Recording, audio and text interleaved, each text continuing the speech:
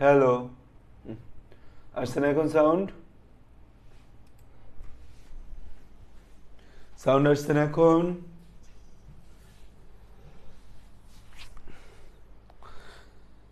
আহ, আচ্ছা, তো আমি কালকে আসছি কক্সবাজার থেকে। আমার গলা টলা ভেঙে গেছে চিল্লাপাল্লা করে। তো যাই হোক, গলা ভাঙছে, সমস্যা নেই, আমরা ভাঙা গলা নিয়ে পড়বো। তো কালকে আমি 6টার দিকে আসছি কক্সবাজার থেকে এসে। তো আমি আমার কিছু কাজ ছিল, কাজ করতেছিলাম, রাতে নামাজ পড়বো। তো যে নামাজ টামাজ পড়ে এসব পড়ে তো আমি বেরিয়েছি কাজ করতে, কিছু কাজ ছিল আমার। তো হঠাৎ করে 10:30 বাজে কল আসলো যে আজকে ইমার্জেন্সি ডিউটিতে থাকতে হবে। গুলিস্তান যে আগুন লাগছে যে ফুলবাড়িয়াতে, বার্ন পেশেন্ট আসতে পারে, ইনজুর পেশেন্ট আসতে পারে, যাইতে হবে। তো গেলাম কালকে, এই গিয়ে সকালবেলা 8টা বাজে আসছি। তো এই জন্য যে এসে আমি মানে 8টা পর্যন্ত ডিউটি ছিল, 8টা বাজে ডিউটি করে এসে 9টায় আমি বাসে আসছি। এসে আমি 2 ঘন্টা একটু শুইলাম, শুয়ে তারপর তোমাদের ক্লাস নিতে আসলাম। এই জন্য আমার একটু লেট হয়ে গেছে, 2 মিনিট। 2 মিনিট না, 15 মিনিট লেট করছি আমরা। আচ্ছা, আমরা অ্যারোমেটিক পড়ছিলাম এতটুকু পর্যন্ত। ক্লোরিনের রেজোনেন্সটা তোমাদের হাতে ছাইরা দিছিলাম, এই দুইটা রেজোনেন্স তোমরা করতে পারছো? ক্লোরিন আর মিথেনের রেজোনেন্স।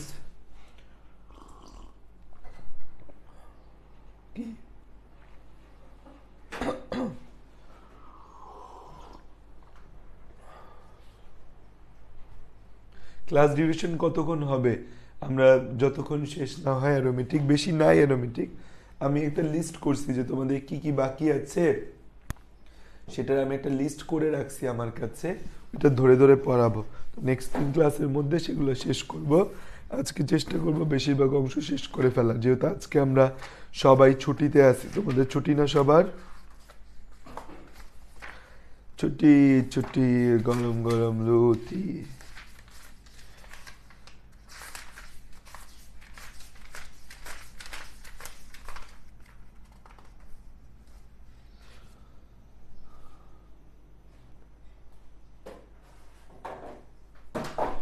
এ মাসে অনেকগুলো ছুটি আছে না, সবাই 26 মার্চে ছুটি আছে। তারপর তোমার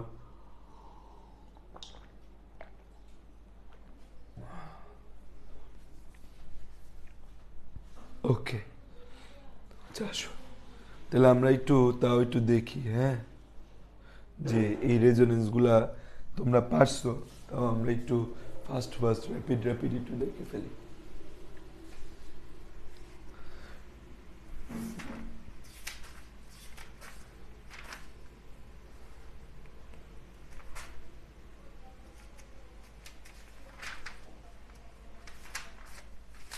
কি রে ভাই, এসি চলে না?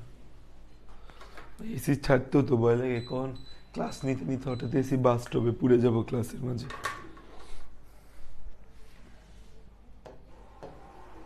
দেখো, ক্লোরিনের রেজোনেন্স দিছিলাম তাই না? আমি একটু এঁকে যাই, তোমরা একটু মিলাই নাও ঠিক আছে কিনা। না পারার খুব বেশি কারণ নেই।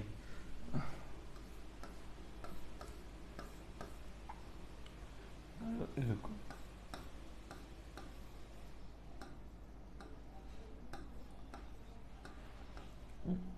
এখান থেকে একটা ইলেকট্রনটাকে কি করা হবে, ঠেলে দেওয়া হবে। ইলেকট্রন ঠেলে দিলে এই ইলেকট্রনটা এই কোণায় চলে আসবে। সবগুলোর ক্ষেত্রে ফর্মুলা সেম।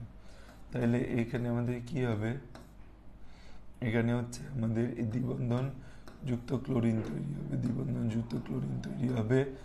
এবং এটা প্লাস হবে, একটু চিহ্ন বসবে। এই ইলেকট্রন দুইটা কি হবে, এখানে চলে আসবে, এখানে চলে আসবে। আর এরাইদের মতো থাকবে। মানে এই দুইটা ইলেকট্রন আবার এই কোণা থেকে মাঝখানে চলে আসবে, চলে আসলে এই পাই বন্ধনটা এই কোণায় চলে যাবে। ঠিক আছে? তারপর আমাদের নেক্সট ঘটনা ঘটবে, যেটা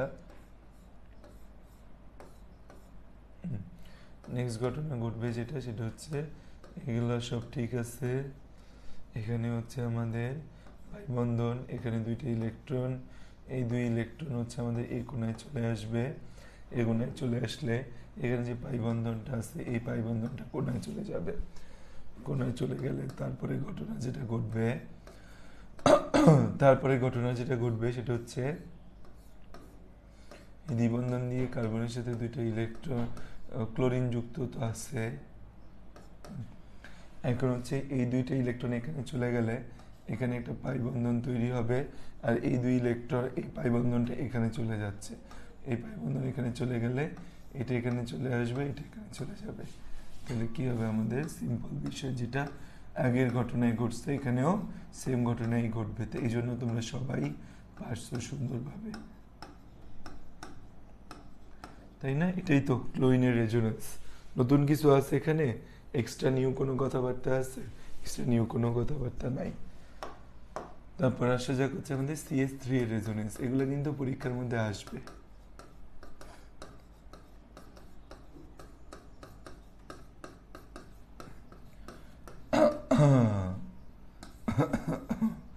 আমার গলা বসিয়ে গেছে, আস্তে আস্তে কথা বলবো, ওই জন্য কেউ মাইন্ড করো না, কারণ বেশি জোরে কথা বলতে পারতেছে না, গলা পুরো অবস্থা খারাপ গলার। ঠিক আছে, আরো একটা ক্লাস নিতে হবে।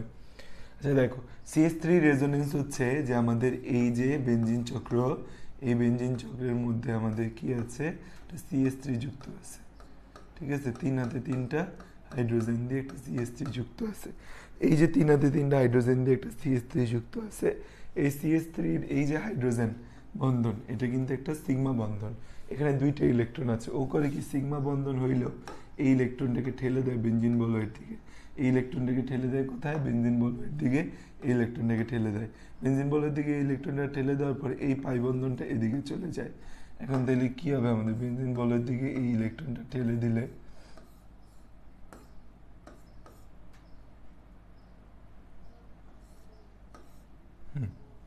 তাহলে এখানে দ্বিবন্ধন হয়, কার্বন 2 হাতে 2টা হাইড্রোজেন, আর এই হাইড্রোজেনটা না এই পাশেই লেগে থাকে, মানে এই হাইড্রোজেনটা কোনো দিকে আর নড়াচড়া করে না, ও এ পাশেই লেগে থাকবে H+ হিসাবে, এই জায়গায় সে হচ্ছে পাশাপাশি থাকবে, H+ হিসাবে থাকে। তাহলে এই দুইটা ইলেকট্রন এখানে চলে আসলো, আর হচ্ছে যে এইটুকু ঘটনা, এখন এই দুইটা ইলেকট্রন আর বাকি জিনিস এই দুইটা ইলেকট্রন এখানে চলে আসবে, এই পাই বন্ধনটা এখানে চলে আসবে। তারপর হচ্ছে যে আমাদের এইখানে ঘটনা কি ঘটবে,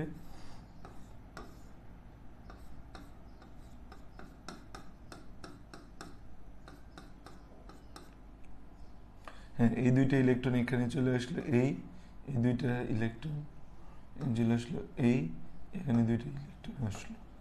ঠিক আছে, দুইটা ইলেকট্রন আসলো, এই দুই আর এটা এখানে আছে, এই দুই ইলেকট্রনকে এখানে ঠেলে দিলাম, এই পাই বন্ধন এখানে চলে গেল। তারপরে ঘটনা কি ঘটবে, তারপরে ঘটনা ঘটবে হচ্ছে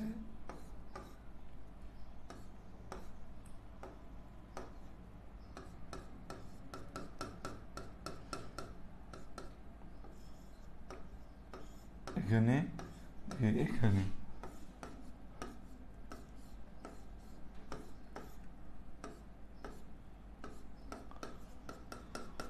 ওকে ঘটনা দেখো তো, এই দুইটা রেজোনেন্স তোমাদের হয়েছে না? কোথাও কোনো ঝামেলা আছে? কোথাও কোনো ঝামেলা থাকার কথা না, সহজ জিনিস।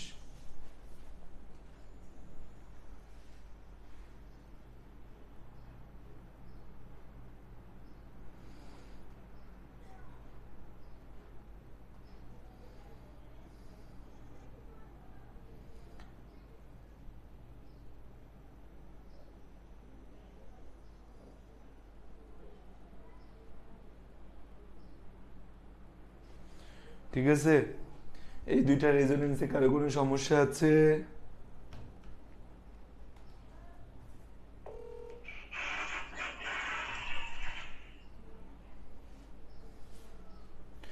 আমার মনে হয় না কারো কোনো সমস্যা আছে। ঠিক আছে,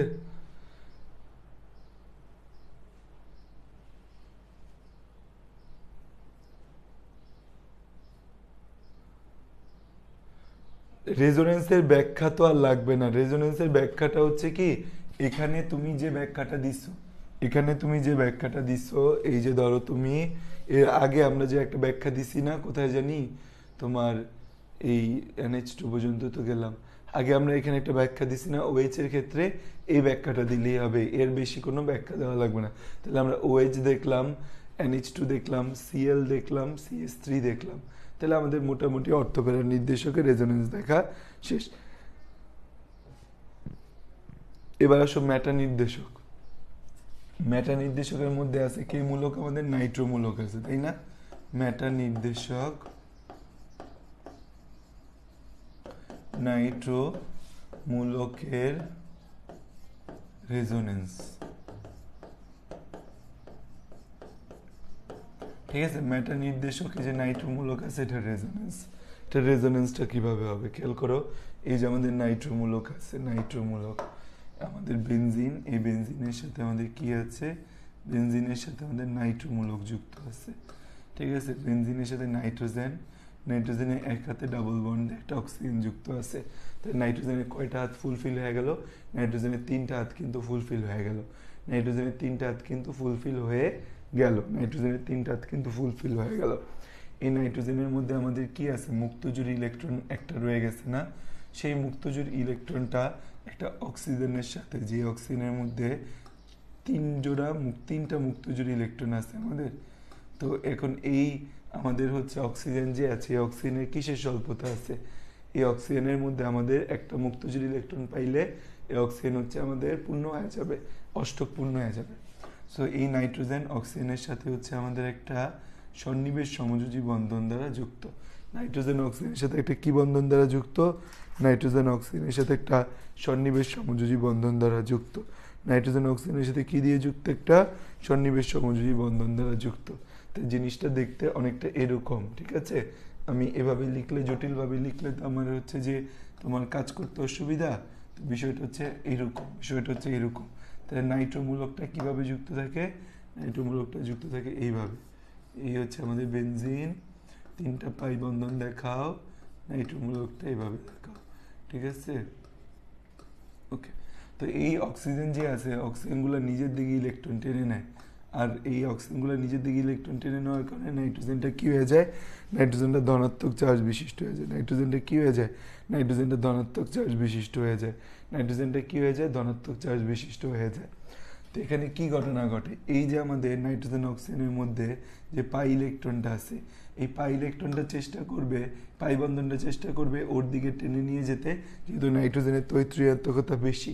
নাইট্রোজেনের তৈত্রয়াত্মকতা বেশি বলা, খেয়াল করো আমার কথা বোঝা যাচ্ছে তো, গলা ভাঙ্গা হইলেও কথা বুঝে যাওয়ার কথা।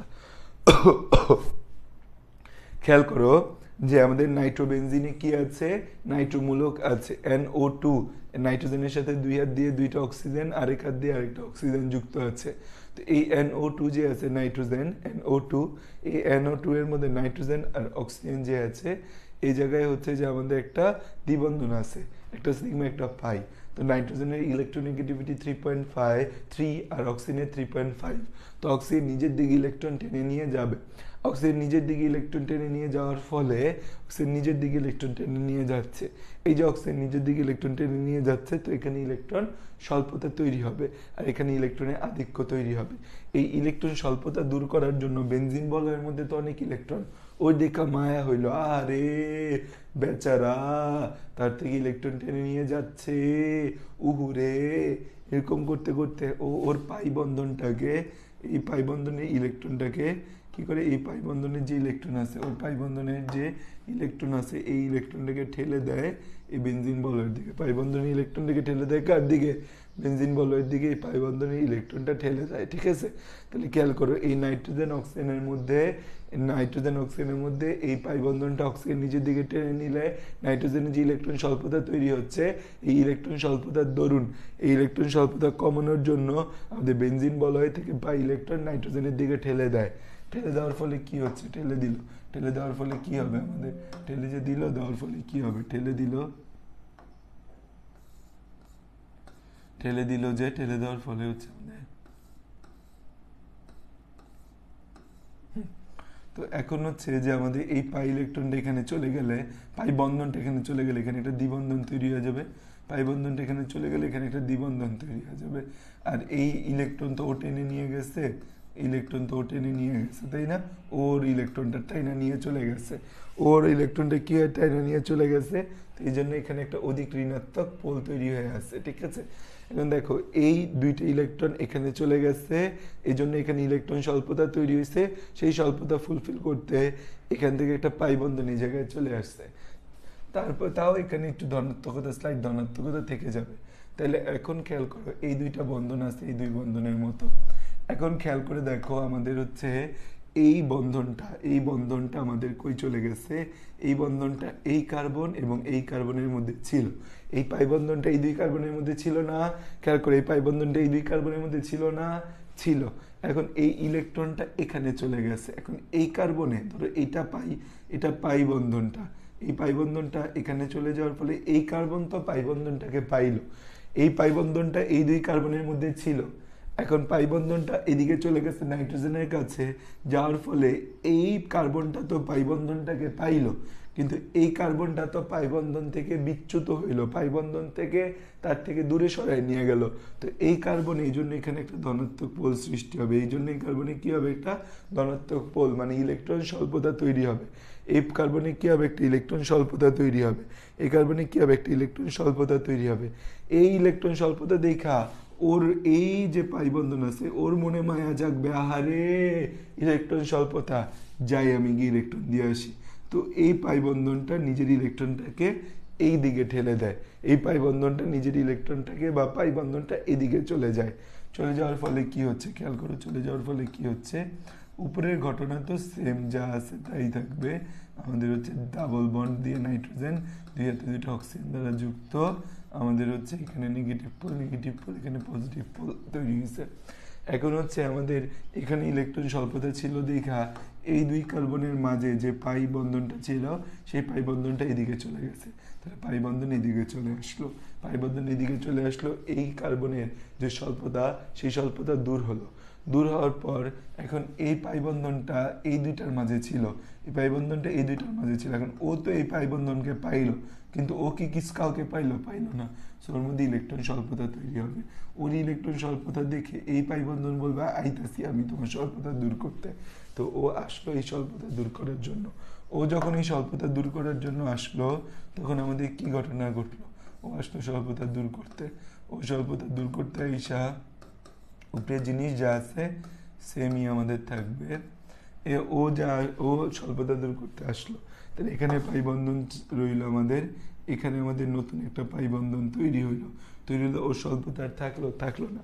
এখন এই পাই বন্ধনটা এই দুইজনের মধ্যে ছিল, এখনো তো এই পাই বন্ধনটা এই কার্বনে আছে, বাট এই কার্বনে কিছু আছে নাই, তাহলে এখানে আমাদের ধনাত্মক চার্জ সৃষ্টি হবে। এই ধনাত্মক চার্জ মানে কি, ইলেকট্রন স্বল্পতা। এই ইলেকট্রন স্বল্পতা দেখা এইখানে যে পাই বন্ধন আছে ও বলবে আচ্ছা সমস্যা নেই, আমি আইতেছি, আমি তোমার কাছে আসতেছি। সো ও এর কাছে আসে, ও এর কাছে চলে আসে, ও যখন এখানে চলে আসে, এই পাই বন্ধনটা যখন এখানে চলে আসবে তখন কি হবে দেখো, তখন দেখা যাবে যে আমাদের এটা একটু জটিল লাগে, আমার কাছে যখন ইন্টারে ছিলাম লাগতো, আসলো আসার এখানে নাইট্রোজেনের একক বন্ধন হয়ে গেল, তখন ঠিক আবার আগের মতো সিচুয়েশন ডেভেলপ হয়ে গেল, ঠিক আছে, আগের মতো সিচুয়েশন ডেভেলপ হয়ে গেল, যেরকম ছিল তেমনই সে হয়ে গেল। তাহলে খেয়াল করে দেখো এখানে আমাদের কি ঘটনা ঘটছে, এটা আঁকো আগে, তারপর আমি তোমার পুরাটা আবার বুঝাচ্ছি। আঁকা শেষ করো, আঁকা শেষ হইলে আমাকে বলো যে ভাই আঁকা হয়েছে।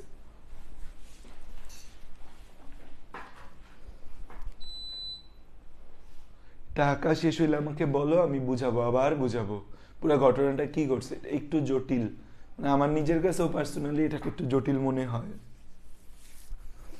একবার আঁকা শেষ হইছে, আঁকা শেষ হইলে জানো ভাইয়া আঁকা শেষ হইছে।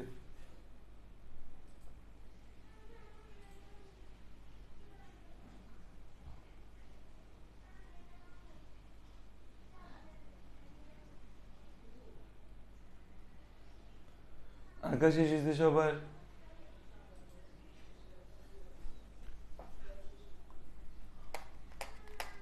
এটি জানাও বাবুরা আঁকা শেষ হইছে কিনা।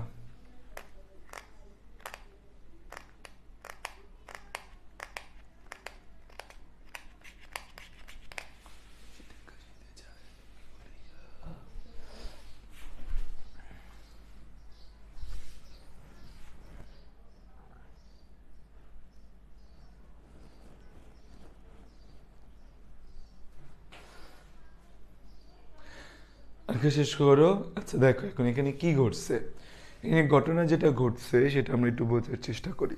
বিষয়টা হচ্ছে এখানে যে মূলকটা আমাদের যুক্ত আছে, এখানে যে মূলকটা আমাদের রয়েছে, এই মূলকটা আমাদের এখানে যে মূলকটা আছে এটা কি মূলক? এটা হচ্ছে একটা নাইট্রো মূলক। নাইট্রো মূলকের মধ্যে মেইন ঝামেলা হচ্ছে নাইট্রোজেন থেকে অক্সিজেনের ইলেকট্রোনেগেটিভিটি বেশি। নাইট্রোজেন থেকে অক্সিজেনের ইলেকট্রোনেগেটিভিটি বেশি, এই জন্য অক্সিজেন ইলেকট্রন দুইটা নাইট্রোজেন থেকে টেনে নিজের দিকে নিয়ে যায়। অক্সিজেন ইলেকট্রন টেনে কোথায় নিয়ে যায়? অক্সিজেন ইলেকট্রন টেনে নিজের দিকে নিয়ে যায়। এখন এই যে অক্সিজেন যখন ইলেকট্রন টেনে নিজের দিকে নিয়ে যাবে তখন কি হবে? এই নাইট্রোজেনের ইলেকট্রন স্বল্পতাটা খুব প্রকট হবে। খুব প্রকট হইলে তখন বেনজিন বলয় থেকে পাই ইলেকট্রন বেনজিন বলয় এই কার দিকে ঠেলে দেয়? এই নাইট্রোজেনের দিকে ঠেলে দেয়। তাহলে এই নাইট্রোজেনের স্ট্রাকচার লেখাটা বুঝাইছি আমি তোমাকে। একটা নাইট্রোজেন একক বন্ধন দিয়ে আমাদের বেনজিনের সাথে যুক্ত, দ্বিবন্ধন দিয়ে অক্সিজেনের সাথে যুক্ত, তিনটা বন্ধন হয়ে গেল। দুইটা মুক্তজোড়ী ইলেকট্রন আছে, এই দুইটা মুক্তজোড়ী ইলেকট্রন দ্বারা তারা অক্সিজেনের সাথে হচ্ছে আমাদের কিসে যুক্ত হয়? সন্নিবেশ সমযোজী বন্ধনে যুক্ত হয়। তো এই নাইট্রোমূলক যে আছে, এই নাইট্রোমূলক হচ্ছে আমাদের বেনজিন বলয়ের সাথে যুক্ত হচ্ছে। এই নাইট্রোমূলক আমাদের কার সাথে যুক্ত হচ্ছে? এই নাইট্রোমূলক হচ্ছে আমাদের বেনজিন বলয়ের সাথে। বেনজিন বলয় থেকে ওই ইলেকট্রন টেনে নিচ্ছে। তো বেনজিন বলয় থেকে ইলেকট্রন যখন চলে যাচ্ছে, এখানে এই পাই বন্ধনটা চলে যাওয়ার কারণে এখানে নতুন একটা পাই বন্ধন তৈরি হয়। এখন এই যে আমাদের পাই বন্ধনটা, এটা এই কার্বন এবং এই কার্বন, এই দুই কার্বনের মাঝে ছিল। এখন এই পাই বন্ধনটা এই কার্বনে চলে গেছে, বাট এই কার্বনটাতে তো আমাদের পাই বন্ধন যেটা ছিল সেটা তার থেকে চুরি করে নিয়ে যাওয়া হয়েছে। তো এখানে ইলেকট্রনের স্বল্পতা তৈরি হবে। এই স্বল্পতা দেখে এই পাই বন্ধন বলবে আসিতেছি আমি, এসে সে এই পাই বন্ধনের স্বল্পতা দূর করবে। দূর করলো, এখানে বন্ধনটা চলে আসলো, ভালো কথা। কিন্তু এই পাই বন্ধনটা তো এই কার্বন এবং এই কার্বনের মাঝে ছিল। এখন কি হইলো? তাহলে এখানে আমাদের পাই বন্ধনটা আসলো, এখানে ইলেকট্রন স্বল্পতা তৈরি হইলো। এখন খেয়াল করে দেখো, এই ইলেকট্রন স্বল্পতা দূর করতে ও চলে আসলো। ও চলে আসলে এখানে পাই বন্ধন তৈরি হলো, এখানে ইলেকট্রন স্বল্পতা তৈরি হলো। এই স্বল্পতা কমানোর জন্য এখান থেকে একটা পাই বন্ধন আসলো। আসার পর এই পাই বন্ধন, এখানে আমাদের পাই বন্ধন তৈরি হলো, নাইট্রোজেন আবার আগের যে অবস্থানে সেই অবস্থানে ফিরে গেল। তাহলে এই হচ্ছে আমাদের এই নাইট্রোমূলকের রেজোনেন্স। এটা একটু আমরা আবার আঁকি, এটা আমরা আবার আঁকার প্র্যাকটিস করি সবাই। আমিও তোমাদের সাথে আবার একটু আঁকার প্র্যাকটিস করি, আসো। তাহলে আমাদের এই যে বেনজিন চক্র আছে, বেনজিন চক্রের মধ্যে তিনটা পাই পাই বন্ধন দেখাইলাম, নাইট্রোমূলকটাকে এইভাবে দেখাই দিলাম সুন্দর মতো। তো হচ্ছে আমাদের কি হবে? এই পাই বন্ধনটা এদিকে ঠেলে চলে যাবে। চলে যাওয়ার ফলে আমাদের এই পাই বন্ধনটা এখানে চলে আসবে নাইট্রোজেনের মানে ইলেকট্রন স্বল্পতা কমানো, নাইট্রোজেনের যে ইলেকট্রনের স্বল্পতা সেটা কমানোর জন্য চলে আসার ফলে এখানে আমাদের কি হবে? এখানে আমাদের হচ্ছে নাইট্রোজেন, নাইট্রোজেনটা দ্বিবন্ধনের সম্মুখীন হবে, আর এই দুই পাশে দুইটা অক্সিজেন থাকবে। তাও নাইট্রোজেনের ধনাত্মকতা কিন্তু হ্রাস পাবে না, এখনো নাইট্রোজেন কিন্তু ধনাত্মক চার্জ বিশিষ্টই থাকবে। তাইলে এখানে আমাদের এই কার্বনের ইলেকট্রন স্বল্পতা তৈরি হয়ে গেল। এই কার্বনের ইলেকট্রন স্বল্পতা কমাইতে এখান থেকে পাই বন্ধন চলে আসে। এখান থেকে পাই বন্ধন চলে আসার ফলে আমাদের কি ঘটনা ঘটতেছে এরপর? আমাদের কি ঘটনা ঘটতেছে? তো এই পাই বন্ধনটা এখানে চলে আসে। এখানে চলে আসলে এই কার্বনের, এই দুই কার্বনের মধ্যে এইখানে চলে আসলে এই পাই বন্ধনটা, এই কার্বনের ইলেকট্রন স্বল্পতা তৈরি হয়। এই কার্বনের ইলেকট্রন স্বল্পতা দূর করতে ও এখানে চলে আসবে।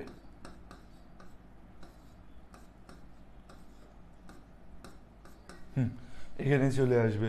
তারপর হচ্ছে আমাদের এখানে চলে আসার ফলে এই এই আমাদের এই নাইট্রোজেন অক্সিজেন তো হচ্ছে আমাদের এখানে চলে আসলো। এখন এখানে ইলেকট্রন স্বল্পতা তৈরি হবে, এটা দূর করতে ও এখানে চলে আসবে। তাহলে এই হয়েছে আমাদের বিষয়। আমরা কি বুঝতে পারছি বিষয়টা? একদম ইজি কিন্তু একটা বিষয়।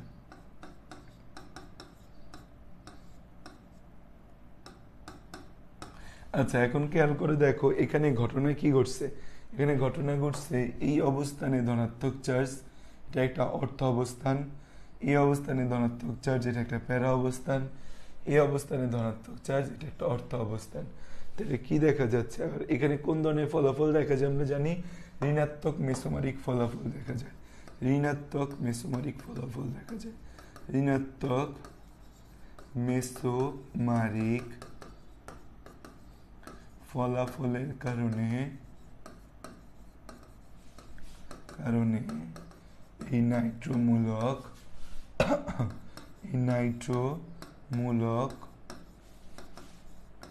বেনজিন চক্র থেকে ইলেকট্রন নিজের দিকে টেনে নেয়, বেঞ্জিন চক্র থেকে ইলেকট্রন নিজের দিকে টেনে নেয়, নিজের দিকে ইলেকট্রন টেনে নেয়, বেঞ্জিন চক্র থেকে ইলেকট্রন নিজের দিকে টেনে নেয়, ফলে অর্থ ও প্যারা অবস্থানে ইলেকট্রন স্বল্পতা দেখা যায়,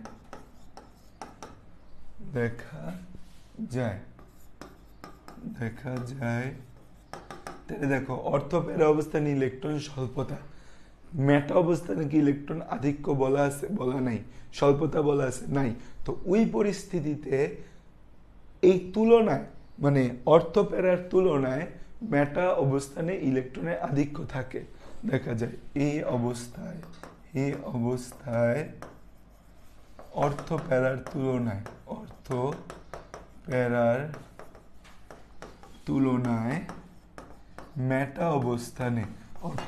তুলনায় মেটা অবস্থানে ইলেকট্রনের আধিক্য থাকে। মেটা অবস্থানে এই ইলেকট্রন যে আছে, ইলেকট্রনের আধিক্য থাকায় নতুন আগত পরমাণু বা মূলক মেটা অবস্থানে প্রতি আকৃষ্ট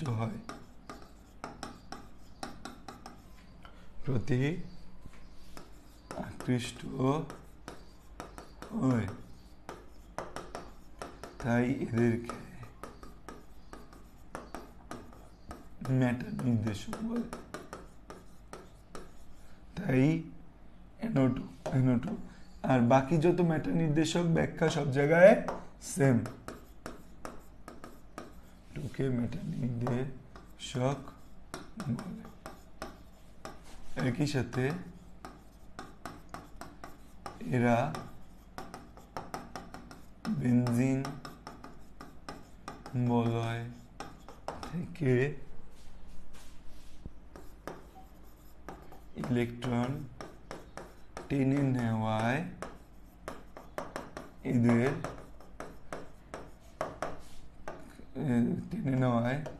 বেনজিন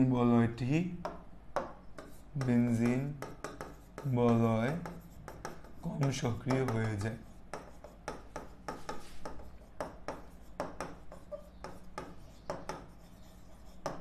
ঠিক আছে?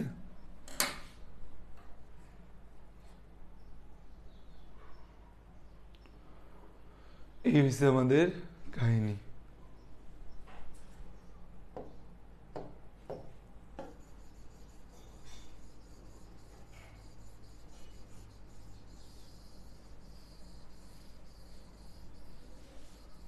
দেখো তো বুঝছো কিনা, কারো কোনো কনফিউশন আছে কিনা?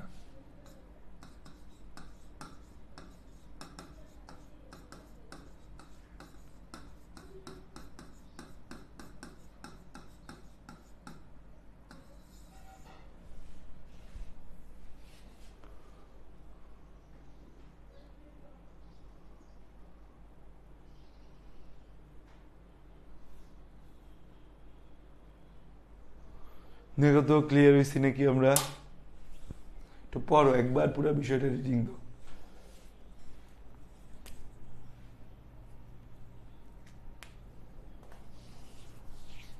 পুরা প্রসেসটা একবার রিডিং দাও, কি ঘটনা ঘটলো একবার রিডিং দাও।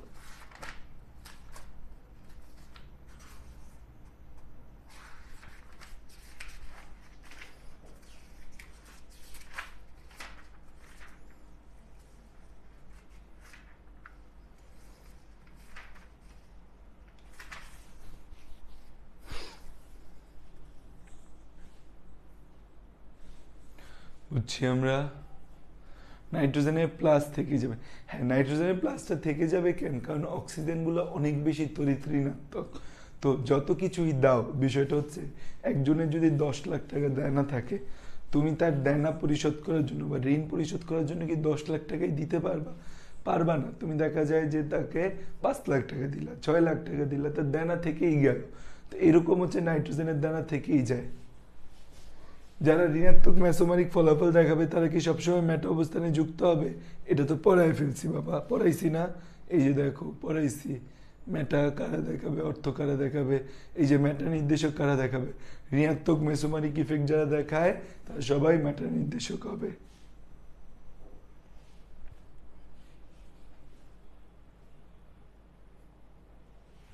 ভাই আপনারা শেখা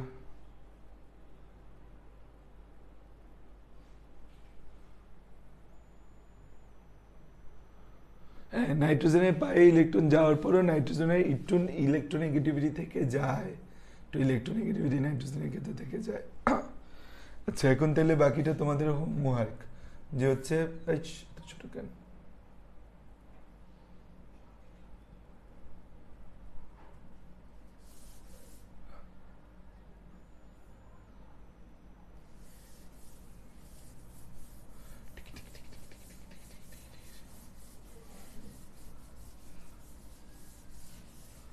আচ্ছা তাহলে তোমাদের হোমওয়ার্ক হচ্ছে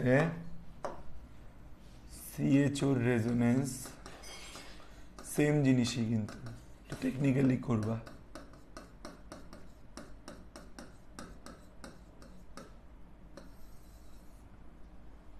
সি ডাবল ওএইচ এর রেজোনেন্স,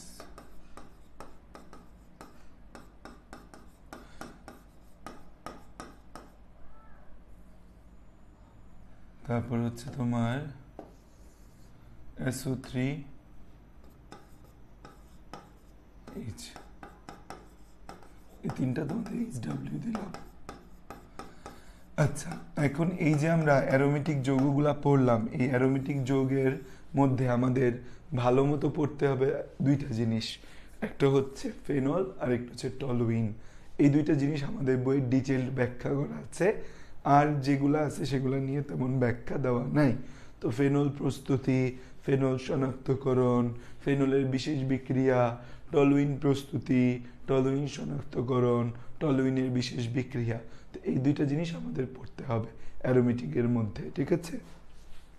আচ্ছা একটা ছোট্ট জিনিস দেখা যায়, সেটা হচ্ছে নাইট্রেশনে, নাইট্রেশন নাইট্রেশন নাইট্রেশন নাইট্রেশন তো আমরা দেখে আসছি তাই না? এই যে আমাদের বেনজিন আছে, এই বেনজিনের সাথে যদি আমরা হচ্ছে বেনজিনের সাথে যদি আমরা নাইট্রিক অ্যাসিড যুক্ত করি সালফিউরিক অ্যাসিড প্রভাবকের উপস্থিতিতে, তখন আমাদের নাইট্রোবেনজিন তৈরি হয়। কি তৈরি হয়? নাইট্রোবেনজিন তৈরি হয়।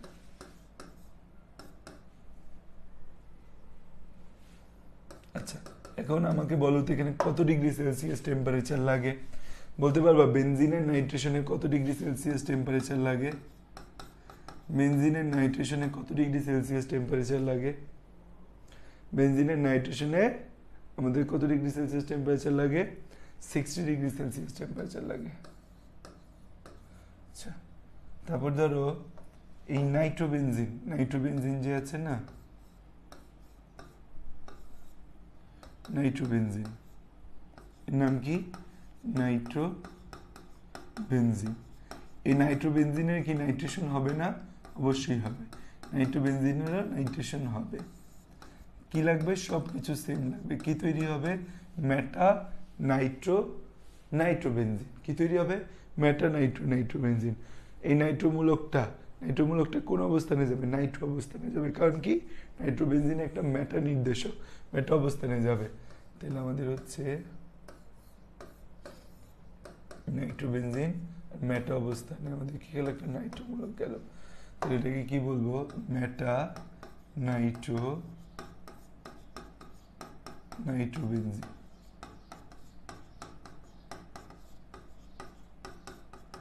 মেটা নাইট্রোবেনজিন। এখন এই বিক্রিয়াটা হইতে কত টেম্পারেচার দরকার হয়? এই বিক্রিয়াটা হইতে কি টেম্পারেচার বেশি লাগবে না কম লাগবে? আমাকে বলো তো, নাইট্রোবেনজিনটা কি বেনজিন থেকে বেশি সক্রিয়, নাকি বেনজিন থেকে কম সক্রিয়, নাকি বেনজিনের সাথে তার সক্রিয়তার কোনো সম্পর্ক নাই? এই যে আমাদের নাইট্রোবেনজিন যে আছে, নাইট্রোবেনজিন বেনজিন থেকে কি কম সক্রিয় নাকি বেশি সক্রিয়, নাকি বেনজিনের সাথে তার সক্রিয়তার কোনো সম্পর্ক নাই? তারা বেনজিন থেকে কম সক্রিয়, বেনজিন থেকে কম সক্রিয়। কম সক্রিয় মানে কি? সহজে বিক্রিয়া করতে চায় না, যে যারে ঠেলা দিয়ে বিক্রিয়া করাইতে হয়, যারে গুতা দিয়ে বিক্রিয়া করাইতে হয়, তো এরা হচ্ছে কম সক্রিয়। নাইট্রোবেনজিন একজন জিজ্ঞেস কম না, ধরে দিব মাইক, কম না বলতেছে, ম্যাটার নির্দেশক যারা সবাই কি কম সক্রিয় না? কম সক্রিয়। তাহলে এর কি তাপমাত্রা কি লাগবে? এই বেনজিন নাইট্রেশনের যে তাপমাত্রা লাগছে তার কি একই তাপমাত্রা লাগবে, নাকি তার তার থেকে হচ্ছে কম বা বেশি তাপমাত্রা লাগবে? বলো তো, বেনজিনের নাইট্রেশনে যে তাপমাত্রাটা লাগছে, নাইট্রোবেনজিনের নাইট্রেশনে কি সেম পরিমাণ তাপমাত্রা দরকার হবে, নাকি কম বেশি তাপমাত্রা দরকার হবে?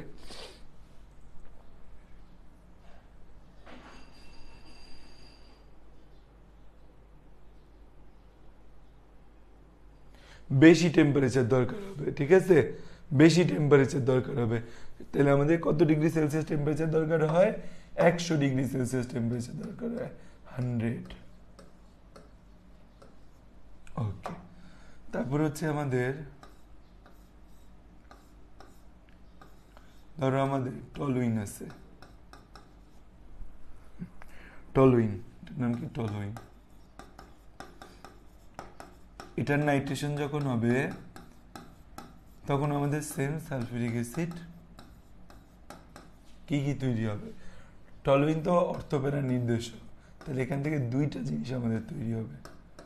একটা হবে অর্থো নাইট্রোটলুইন, এটাকে বলবো কি? এটাকে বলবো হচ্ছে অর্থো নাইট্রোটলুইন।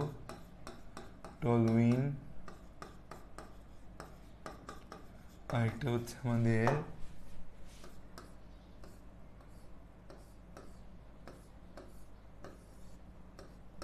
প্যারানাইট্রোটলুইন। প্যারানাইট্রোটলুইন, অর্থকে ও দিয়েও লেখা যায়, প্যারাকে পি দিয়েও লেখা যায়, নাইট্রোটলুইন। এখন এই যে তৈরি হই, এখানে কি আমাদের তাপমাত্রা বেশি লাগবে না কম লাগবে বলো তো? এখানে কি তাপমাত্রা আমাদের বেশি লাগবে না কম লাগবে? এখানে তাপমাত্রাটা আমাদের কম লাগবে। তাপমাত্রাটা আমাদের কি হবে? তাপমাত্রাটা আমাদের কম লাগবে। তাপমাত্রাটা আমাদের কি লাগবে? তাপমাত্রাটা আমাদের কম লাগবে। তাপমাত্রাটা আমাদের কি লাগবে? কম দরকার হবে। তাপমাত্রাটা আমাদের কি লাগবে? কম লাগবে। এখানে তাপমাত্রা লাগবে, কারণ কি? কারণ এটা অধিক সক্রিয়, 30 ডিগ্রি সেলসিয়াস, 30 ডিগ্রি সেলসিয়াস, ঠিক আছে। কারণ কি? সক্রিয়তার ক্রম, সক্রিয়তার ক্রমের কারণে আমাদের এই তাপমাত্রা চেঞ্জ হইল। এই প্রশ্নগুলা পরীক্ষায় আসবে, যে হচ্ছে বেনজিন টলুইন থেকে কম সক্রিয় নাকি, কোন বেনজিন এবং টলুইনের মধ্যে কোনটি অধিক সক্রিয় ব্যাখ্যা করো। কিভাবে ব্যাখ্যা করবা? বা তোমাকে বলে দিবে এই উদ্দীপকটা দিয়ে, তো এই এতটুকু বুঝছো, এতটুকু বুঝছো, লেখা হয়েছে। ধরো তোমাকে একটু উদ্দীপক দিবে, উদ্দীপক দিয়ে বললো যে এ, উদ্দীপকটা দিল এরকম, এ, এ কে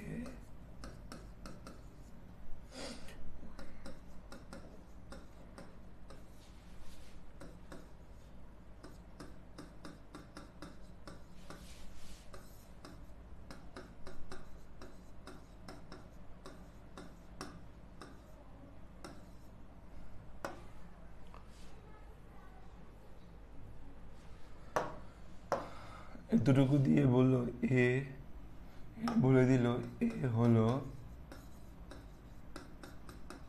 2 কার্বন বিশিষ্ট অসম্পৃক্ত যৌগ।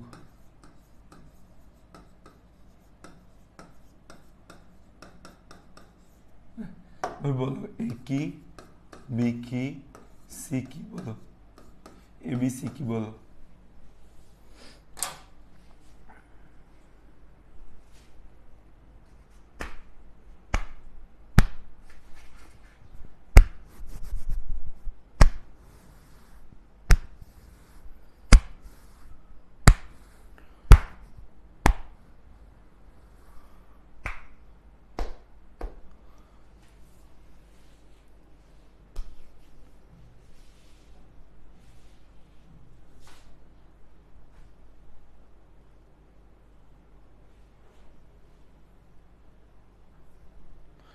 এ কি, বি কি, সি কি?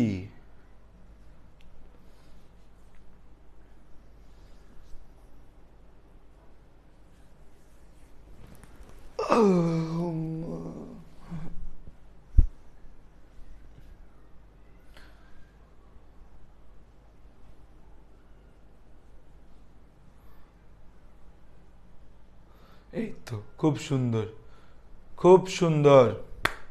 যারা পারছো তাদের জন্য হাততালি। যারা পারছো মনে করো তুমি অর্গানিক কেমিস্ট্রিতে আলহামদুলিল্লাহ হয়ে গেছো। কারণ কি এ হচ্ছে আমাদের ইথাইন, তাই না? আমরা কি জানি যে আমাদের CH ট্রিপল বন্ড CH, এটা 450°C টেম্পারেচার আর আয়রন নলে চালনা করলে বেনজিন। এই বেনজিনকে হচ্ছে আমাদের নাইট্রিক অ্যাসিডের মধ্যে যদি আমরা চুবাই সালফিউরিক অ্যাসিড দিয়ে 60°C টেম্পারেচারে কি তৈরি হবে? নাইট্রোবেনজিন তৈরি হবে। এখন তোমার পরীক্ষায় তোমাকে প্রশ্ন দিল গ নাম্বারে, এ এর শনাক্তকরণ লিখো।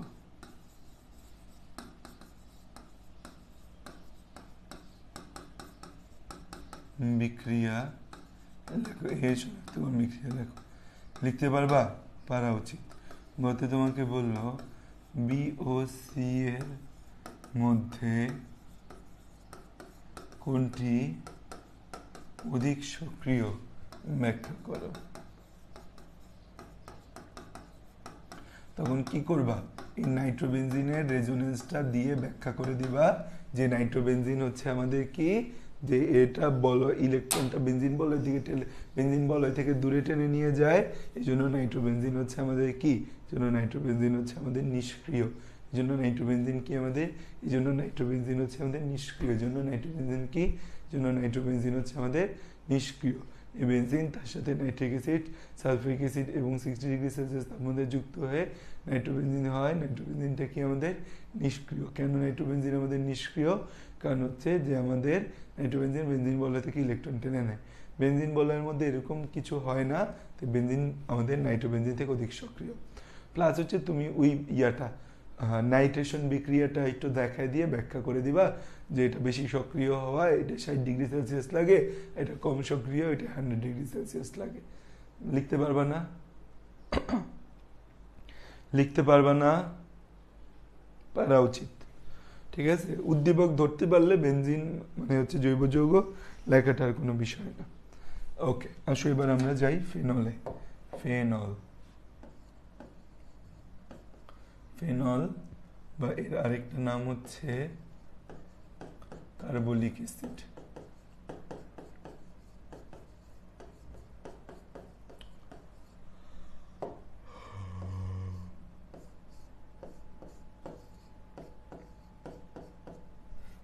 ফেনল বা এর আরেকটা নাম কি?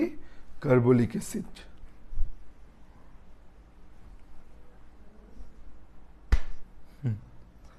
এই ফেনলের প্রস্তুতি, আচ্ছা এই ফেনল এর প্রস্তুতি, এই ফেনলের প্রস্তুতিতে দুইটা পদ্ধতি আছে, ওয়ার্ল্ড ফেমাস পদ্ধতি। পরীক্ষার মধ্যে ফেনলের প্রস্তুতি সরাসরি আসে। এক নম্বর প্রস্তুতি হচ্ছে কিউমিন, কিউমিন প্রস্তুতি। এটা ডাউয়ের প্রস্তুতি, কিউমিন প্রস্তুতি, কিউমিন বা প্রস্তুতি বা কিউমিন পদ্ধতিতে প্রস্তুতি। 90% ফেনল এই কিউমিন পদ্ধতিতে আমাদের প্রস্তুত করা হয়। 90% ফেনল, ফেনল আমাদের হচ্ছে এই কিউমিন পদ্ধতিতে,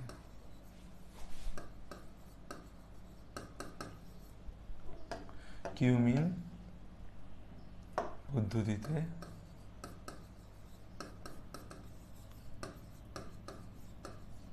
প্রস্তুত করা হয়। দেখো বেনজিন মানে আমাদের জৈব যৌগে লেখালেখির থেকেও ইম্পর্টেন্ট হচ্ছে রিয়াকশনগুলো।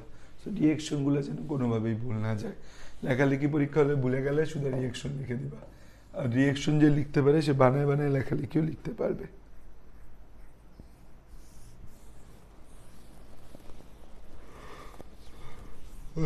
প্রথম ধাপে যেটা ঘটে, প্রথম ধাপে হচ্ছে আমাদের বেনজিন বাষ্প ও প্রোপিন।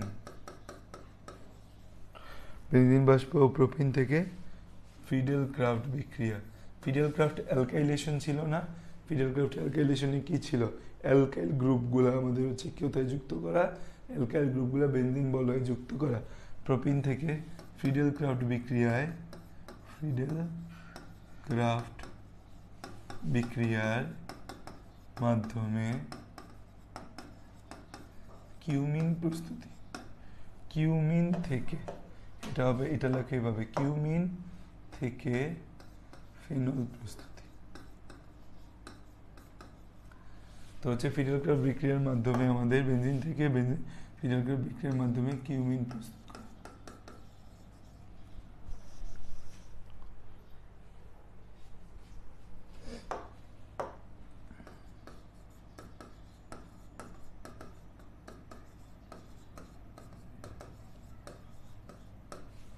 ঠিক আছে, আচ্ছা দেখি আমরা, দেখো তাহলে কি হয়, এটা হচ্ছে আমাদের বেনজিন চক্র। এই বেনজিন চক্রের সাথে প্রোপিন CH3CH যুক্ত হচ্ছে।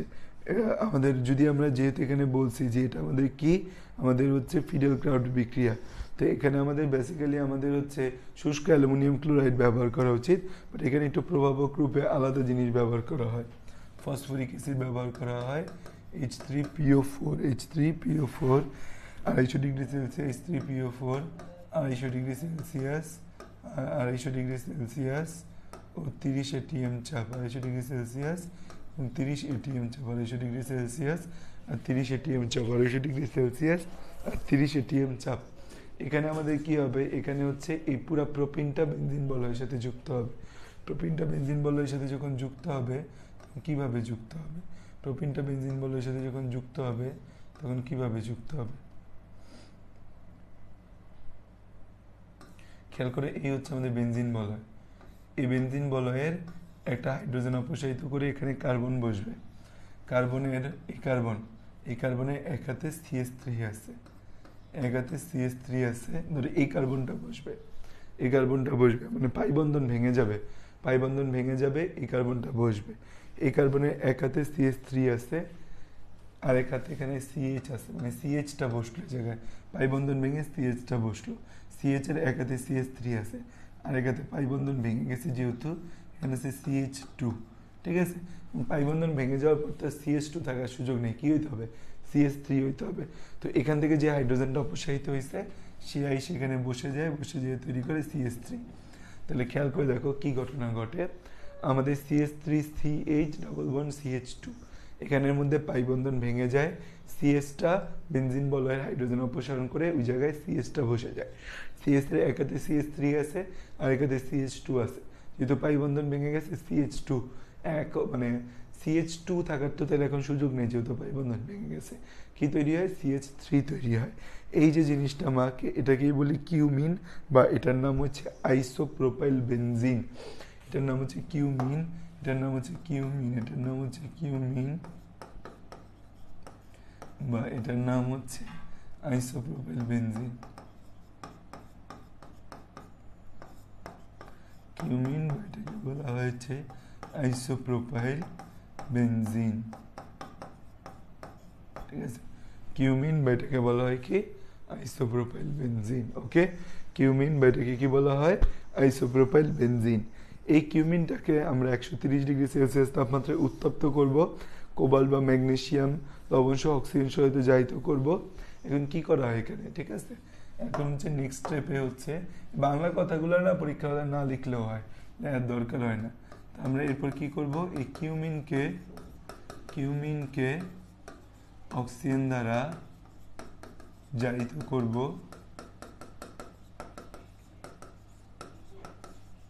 করব 130 ডিগ্রি সেলসিয়াসে তাপমাত্রায় কোবাল্ট বা ম্যাঙ্গানিজ প্রভাবকের উপস্থিতিতে।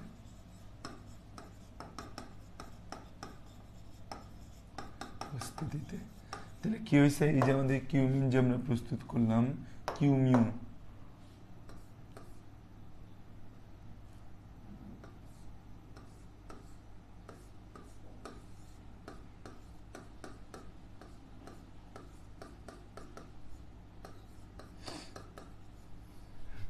তো এই যে কিউমিন আছে সাথে অক্সিজেন যুক্ত করব, যখন আমরা অক্সিজেন যুক্ত করে এটাকে জারিত করবো 130°C তাপমাত্রায়, কিসের প্রভাবকের উপস্থিতিতে? কোবাল্ট প্রভাবকের উপস্থিতিতে। এখন এখান থেকে তখন আমাদের হচ্ছে কিউমিন হাইড্রোপারক্সাইড তৈরি হয়। কিউমিন হাইড্রোপারক্সাইড, কিউমিন হাইড্রোপারক্সাইড কি সহজ ভাষায় এটা তৈরি হবে। কার্বন, এখানে আমাদের CH3 থাকবে, এখানে আমাদের হচ্ছে COOH তৈরি হবে। এটার নাম দিছে কিউমিন হাইড্রোপারক্সাইড। এটার নাম কি দিছে? এটার নাম দিছে কিউমিন হাইড্রোপারক্সাইড। কিউমিন হাইড্রোপারক্সাইড, কিউমিন হাইড্রোপারক্সাইড, কিউমিন হাইড্রোপারক্সাইড, এটার নাম দিছে হচ্ছে কিউমিন হাইড্রোপারক্সাইড।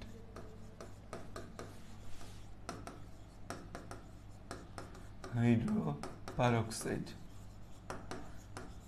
জারিত করলে এই যে হাইড্রোজেন আছে, হাইড্রোজেনে এখানে দুইটা অক্সিজেন এসে যুক্ত হয়ে কিউমিন হাইড্রোপারক্সাইড তৈরি করছে।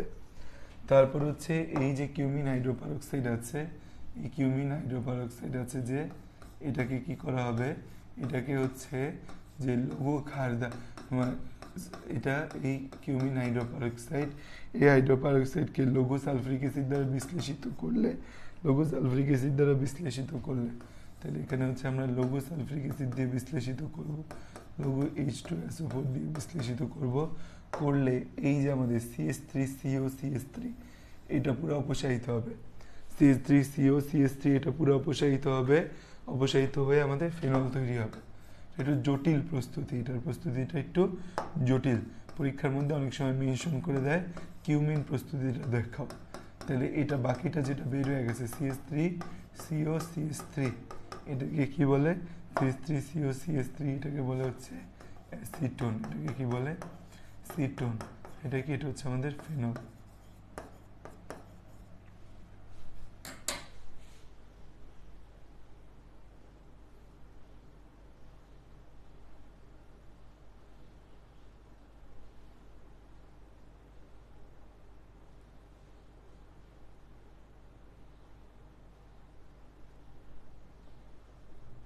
দেখো তো, বুঝছো নাকি? একটু কঠিন, একটু কঠিন।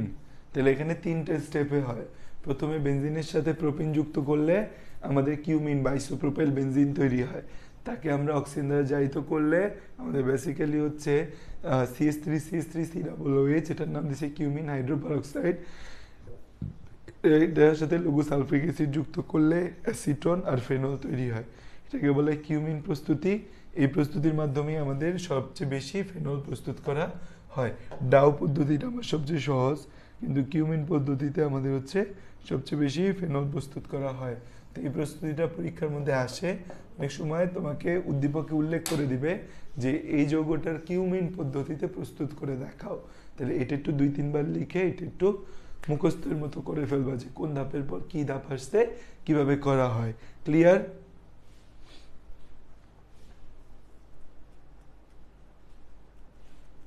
আচ্ছা, একজন জিজ্ঞেস করছে যে এই COOH এখানে ভ্যালেন্সি কিভাবে হয়েছে, এই জায়গাটা একজন জিজ্ঞেস করছে, তাই না? যে রিমন জিজ্ঞেস করছে যে ভাইয়া এখানে কার্বন, এখানে কার্বনের তো হচ্ছে এই কার্বন যে আছে, কার্বনের এক হাতে CH3 আছে, কার্বনের আরেক হাতে CH3 আছে, তাই তো? এই কার্বন আমাদের হচ্ছে আরেক হাত দিয়ে যুক্ত, তাহলে কার্বনের 3টা হাত। এখন COOH এটা যদি এভাবে হয়, এভাবে হয়, তাহলে তো কার্বনের 5টা হাত হয়ে গেল। এভাবে যদি হইতো তাহলে তো আমি এর বইলাই দিতাম এটা একটা কার্বক্সিলিক অ্যাসিড। আমি কি এর কার্বক্সিলিক অ্যাসিড বলছি?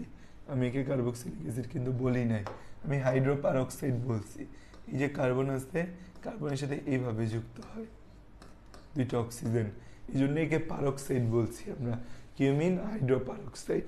কিউমিন হাইড্রোপারক্সাইডের সংকেত হচ্ছে এভাবে, কিউমিন হাইড্রোপারক্সাইডের সংকেত হচ্ছে এভাবে। এখান থেকে এই জিনিসটা আমাদের বের হয়ে যায়, এটা বের হয়ে যায় আর এই ওএইচটা এখানে যুক্ত হয়। ঠিক আছে? বুঝতে পারছো বিষয়টা কি হয়েছে? বুঝতে পারছো এবার রিমন? এই রিমন বুঝছো? COOH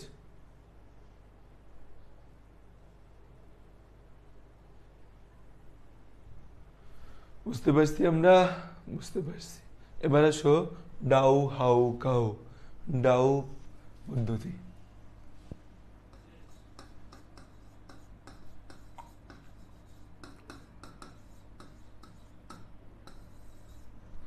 ডাউয়ের পদ্ধতিতে আমরা দেখতে পাই,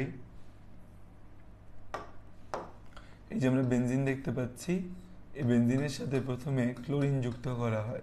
বেনজিনের ক্লোরিনেশন কি প্রভাবক ব্যবহার করে বলো তো? ক্লোরিনেশনে শুষ্ক অ্যালুমিনিয়াম ক্লোরাইড, শুষ্ক অ্যালুমিনিয়াম ক্লোরাইড। এই শুষ্ক অ্যালুমিনিয়াম ক্লোরাইড যুক্ত করার ফলে এখানে কি তৈরি হবে?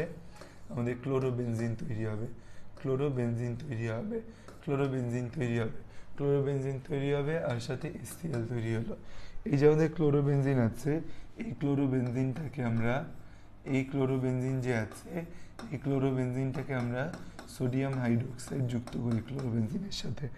150 ডিগ্রি সেলসিয়াস তাপমাত্রায় আমাদের হচ্ছে 400 ডিগ্রি সেলসিয়াস 150 ATM চাপ ও 400 ডিগ্রি সেলসিয়াস তাপমাত্রায় আমরা হচ্ছে sodium hydroxide 400 degree Celsius temperature আর 150 ATM চাপে আমরা বেনজিনের সাথে হচ্ছে কি যুক্ত করি? বেনজিনের সাথে হচ্ছে আমরা এই ক্লোরোবেনজিনের সাথে আমরা এটা যুক্ত করলে OCl তৈরি হয়, ONA তৈরি হয়। ONA সোডিয়াম উড়ে চলে যায়, এই ONA তৈরি হয়। সাথে হচ্ছে আমাদের NaCl প্লাস পানি তৈরি হয়।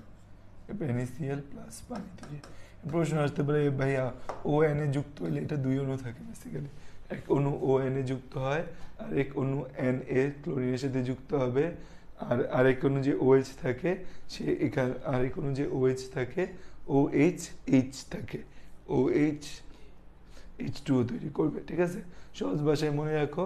এত কেমনে তৈরি হলো এভাবে তো বুঝা সব মনে রাখতে পারবে না। এটার সাথে 2NaOH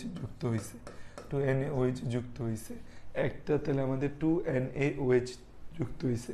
2NaOH মানে হচ্ছে দেখা দিই NaOH আবার NaOH, একটা হচ্ছে আমাদের NaO যুক্ত হয়েছে বেনজিন চক্রের সাথে ONA, আর এই হাইড্রোজেন আর এই OH মিলে তৈরি হয়েছে পানি। এই সোডিয়াম যুক্ত হয়েছে এই ক্লোরিনের সাথে, আমাদের NaCl তৈরি হয়েছে। এটার নাম হচ্ছে সোডিয়াম ফিনক্সাইড, বা এটার নাম কি? সোডিয়াম ফিনক্সাইড বা ফিনেট লবণ বলা হয়। এটার নাম কি? ক্লোরোবেনজিন। আর এটার নাম কি তাহলে আমাদের? সোডিয়াম ফিনক্সাইড। এটার নাম হচ্ছে সোডিয়াম ফিনক্সাইড। ঠিক আছে, এখন তাহলে দেখো এই যে সোডিয়াম ফিনক্সাইড তৈরি হলো, এই সোডিয়াম ফিনক্সাইডকে যদি আমরা HCl দ্বারা 182 ডিগ্রি সেলসিয়াস তাপমাত্রায় পাতন করি তখন ফেনল পাবো। এই সোডিয়াম ফিনক্সাইড যে আছে, এই সোডিয়াম ফিনক্সাইডকে আমরা HCl সহ সোডিয়াম ফিনক্সাইড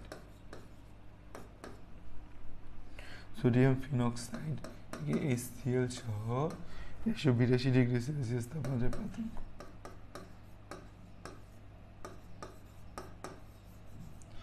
পাতন করলে আমাদের কি তৈরি হয়? ফেনল তৈরি হয়।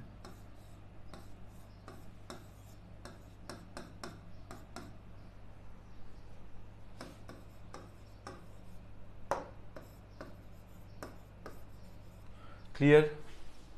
এটা হচ্ছে দেখো এই দুইটা পদ্ধতি প্রস্তুতি না একটু মুখস্থই করতে হবে, কিন্তু কারণ কি একটু কঠিন।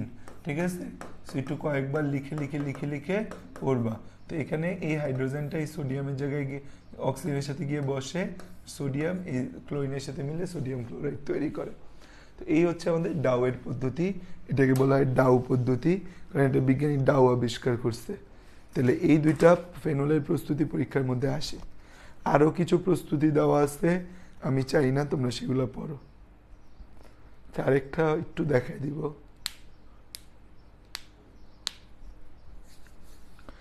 আরেকটা প্রস্তুতি আছে, আলকাতরা তৈল থেকে ফেনল প্রস্তুতি লাগবে না। তাহলে এই দুইটা পদ্ধতির মধ্যে তোমার পরীক্ষার হলে যদি উল্লেখ না করে দেয় যে ফেনল প্রস্তুতি করে দেখাও এই পদ্ধতিতে বা ওই পদ্ধতিতে, তুমি ডাউ পদ্ধতিটা দিতে পারো, সবচেয়ে সহজ। বেনজিনের সাথে ক্লোরোবেনজিনের সাথে sodium hydroxide, specifically 400 degree Celsius তাপমাত্রা এবং 150 ATM। পরীক্ষার হলে কিন্তু এই তাপ চাপ দিতে পারলে ভালো, না দিতে পারলেও বিক্রিয়াটা লিখে দিয়ে আসবা, না দিতে পারলে হয়তো তোমাকে নাম্বার কাটতে পারে। তাহলে আমাদের কি হবে, সোডিয়াম ফিনক্সাইড, সোডিয়াম ফিনক্সাইডের পাতন করলে আমরা কি পাবো, ফেনল পাবো। ঠিক আছে, এটা হচ্ছে ডাউয়ের পদ্ধতি। আরেকটা হচ্ছে আমাদের এই অ্যানিলিন থেকে ফেনল প্রস্তুতি, অ্যানিলিন থেকে ফেনল প্রস্তুতি। এটা পরীক্ষায় মাঝে মাঝে দিয়ে দেয় যে অ্যানিলিন থেকে ফেনল প্রস্তুতি দেখাও।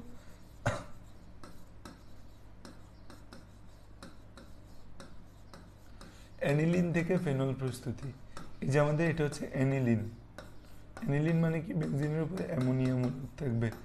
এই অ্যানিলিনের সাথে যখন আমরা হচ্ছে এই অ্যানিলিনটাকে একটা স্পেশাল প্রসেসে করতে হয়, সেটা হচ্ছে আমাদের লঘু সালফিউরিক অ্যাসিড এবং সোডিয়াম নাইট্রাইট, লঘু সালফিউরিক অ্যাসিড, লঘু H2SO4 আর হচ্ছে সোডিয়াম নাইট্রাইট, যখন আমরা হচ্ছে এই 0 থেকে 5 ডিগ্রি সেলসিয়াস তাপমাত্রায় যুক্ত করলে আমাদের হচ্ছে বেনজিন ডায়াজোনিয়াম হাইড্রোজেন সালফেট তৈরি হবে, বেনজিন ডায়াজোনিয়াম হাইড্রোজেন সালফেট তৈরি হবে। ডায়াজো মানে দুইটা নাইট্রোজেন, বেনজিন ডায়াজোনিয়াম, তারপর হচ্ছে আমাদের বাইসালফেট, বেনজিন ডায়াজোনিয়াম বাইসালফেট তৈরি হয়। এরকম একটা অদ্ভুত মূলক তৈরি হয় বেনজিন ডায়াজোনিয়াম বাইসালফেট, যেটাকে আমরা হচ্ছে পানি 50 ডিগ্রি সেলসিয়াস তাপমাত্রায়, 50 থেকে 60 ডিগ্রি সেলসিয়াস তাপমাত্রায় পানি দিয়ে একে পাতন করলে ফেনল,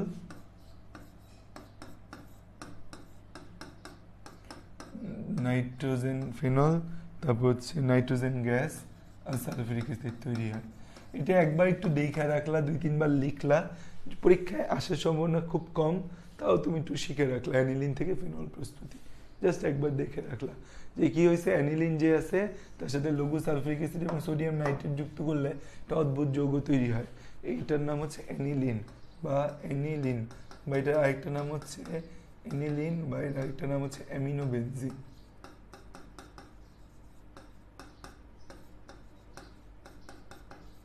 অ্যানিলিন বা অ্যামিনোবেনজিন।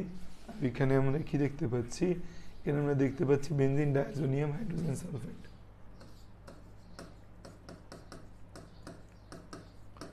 বেনজিন ডায়াজোনিয়াম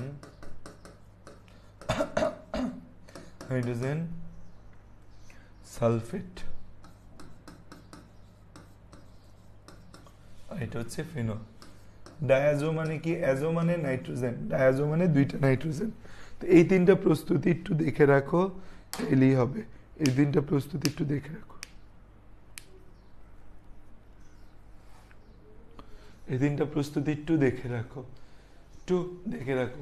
সম্ভাবনা কম আসার, খুব বেশি আসে না, তাও যদি আসে কখনো যেন তোমরা পারো।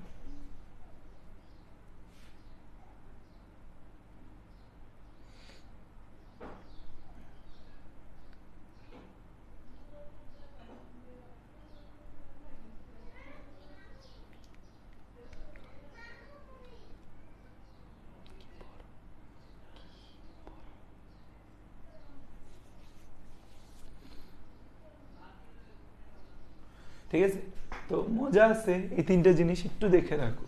আচ্ছা, এবার আসো ফেনল শনাক্তকরণে যাই। ফেনল শনাক্তকরণ, ফেনল শনাক্তকরণ, ফেনল শনাক্তকরণ। সবসময় বলছি যে কোনো কিছু পড়তে গেলে আগে তৈরি শিখবা, তারপর শনাক্তকরণে চলে যাবা, তারপরে বিশেষ কথাবার্তার মধ্যে যাবা। ফেনল শনাক্তকরণ পরীক্ষার মধ্যে ভালোই দেয়। ফেনল শনাক্তকরণের কিছু প্রসিডিউর আছে আমাদের, একটা হচ্ছে ব্রোমিন দ্রবণ পরীক্ষা, একটা হচ্ছে ব্রোমিন সহ পরীক্ষা, ব্রোমিন দ্রবণ পরীক্ষা।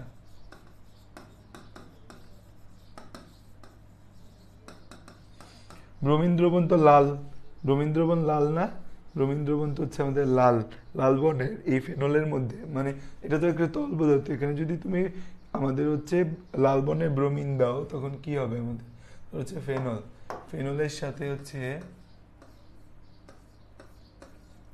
ফেনলের সাথে তুমি ব্রোমিন যুক্ত করলা, ব্রোমিন যুক্ত করলে কি তৈরি হবে দেখো। আচ্ছা, এটাতে একটা অর্থ প্যারা নির্দেশক, এই অবস্থান অর্থ, অর্থ প্যারা, এই তিনটা জায়গায় কিন্তু এর সেন্সিটিভ, তিনটা জায়গায় এর ইলেকট্রনের আধিক্য বেশি। তো নতুন কোনো নির্দেশক যে কোনো একটা অর্থ অবস্থানে চাইলে যুক্ত হইতে পারে। যে কোনো একটা প্যারা অবস্থানে চাইলে যুক্ত হইতে পারে, অথবা যে কোনো দুইটা অর্থ অবস্থানে চাইলে যুক্ত হতে পারে, অথবা চাইলে সে তিনোটা অবস্থানেই যুক্ত হতে পারে। মানে তিনটাই সেন্সিটিভ। এখন এই নির্দেশকের উপর ডিপেন্ড করবে সে কি এক জায়গায় যুক্ত হবে, নাকি দুই জায়গায় যুক্ত হবে, নাকি তিন জায়গায় যুক্ত হবে, আলাদা আলাদা যৌগ তৈরি করবে না একসাথেই তিন জায়গায় যুক্ত হয়ে যাবে।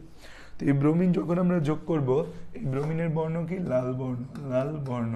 তো ফেনলের সাথে যখন আমরা লাল বর্ণের ব্রোমিন যুক্ত করব, তখন ফেনল তৈরি করবে হচ্ছে যে আমাদের এই 2 নম্বর অবস্থানে ব্রোমিন যুক্ত হবে, 4 নম্বর অবস্থানে যুক্ত হবে, 6 নম্বরে, মানে অর্থপ্যারা অবস্থানগুলো যুক্ত হয়ে যায়। তখন তো আমরা কি আলাদাভাবে আর অর্থপ্যারা বলতে পারি না, আমরা এইটাকে 1 নম্বর কার্বন ধরে তখন বলি 2 3 4 5 6, তাহলে হচ্ছে 2 4 6 ট্রাইব্রোমোফেনল, 2 4 6 ট্রাইব্রোমোফেনল। এটার বর্ণটা হচ্ছে হলদে সাদা, এটার বর্ণটা কি, এটার বর্ণটা হচ্ছে হলদে সাদা।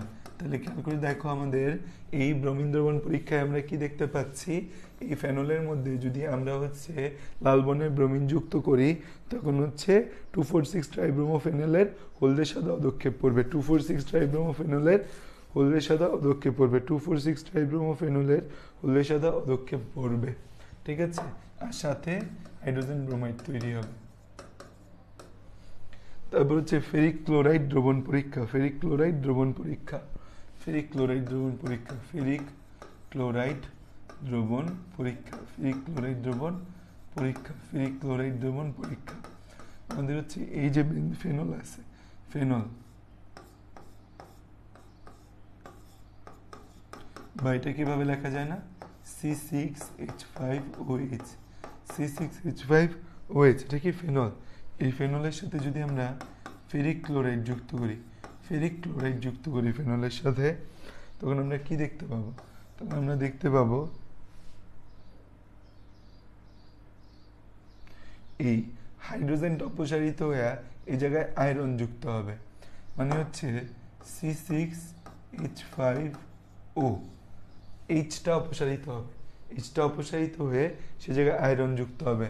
আয়রনের জারণ মান কত, আয়রনের জারণ মান হচ্ছে 3, আয়রনের জারণ মান কত, আয়রনের জারণ মান হচ্ছে আমাদের 3, আর C6H5O।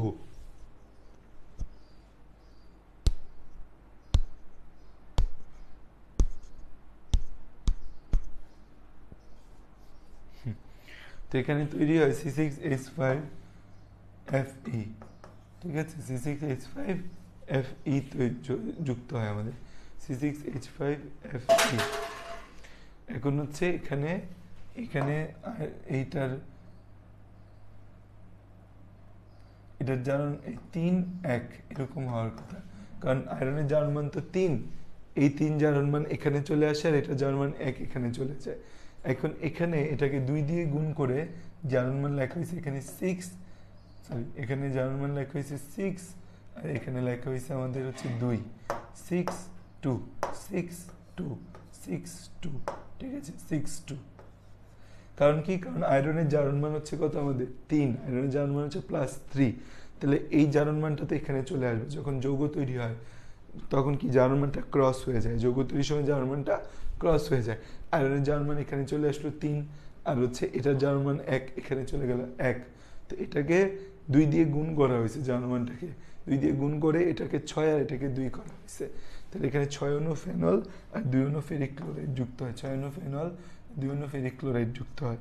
এটা হচ্ছে একটা জটিল যৌগ, এটার নাম হচ্ছে ডাইফেরিক হেক্সাফিনেট, এটার নাম হচ্ছে ডাইফেরিক হেক্সাফিনেট, ডাইফেরিক হেক্সাফিনেট, ডাইফেরিক হেক্সাফিনেট, ডাইফেরিক হেক্সাফিনেট। এটা একটা হচ্ছে আমাদের জটিল যৌগ, ডাইফেরিক হেক্সাফিনেট, এটা হচ্ছে আমাদের একটা জটিল যৌগ, এটা হচ্ছে কি আমাদের একটা জটিল যৌগ। এটার বর্ণ কি, বেগুনি বর্ণ। তাহলে পরীক্ষায় আসে যে ফেরিক ক্লোরাইড দ্রবণ যোগ করলে ডাইফেরিক হেক্সাফিনেট নামক একটা জটিল যৌগ তৈরি হয়, যেটা বেগুনি বর্ণের দেখা যায়, প্লাস HCl। তো এই সংকেতটা একটু মনে রাখতে হবে। কি হয়েছে আমাদের, এই OH অপসারিত হয়ে গেলে এই হাইড্রোজেন Cl এর সাথে চলে যায়, তাহলে কি থাকতেছে, এই আয়রনটা এর সাথে এসে যুক্ত হয়। আয়রনের জারণ মান যেহেতু 3, তাহলে হচ্ছে জিনিসটা এরকম বেসিক্যালি, এই যে বেঞ্জিন চক্র, এই বেনজিন চক্রের অক্সিজেন আছে, এখানে এসে কি যুক্ত হয়েছে, আয়রন যুক্ত হয়েছে। তো যার মান কি হয়, রিভার্স হয়ে যায়। এটা যার মান এখানে চলে আসবে, যার মান এখানে চলে যাবে। তাহলে কি হবে, এইটা -1 করে -3 হবে, আর এটা তো +3, তাহলে মিলে 0 হবে। তাহলে 3 1 লিখলে হয়তো এটাকেই হচ্ছে, কিন্তু এটা যুক্ত হয় হচ্ছে 6টা করে, এইটা এই জন্য এখানে 6 আর এখানে 2 লেখা হয়। তাহলে এখানে কত, এটা হচ্ছে -6 আর এটা +6, -6 +6 0। ডাইফেরিক হেক্সাফিনেট বেগুনি বর্ণের, এটা একটা জটিল যৌগ।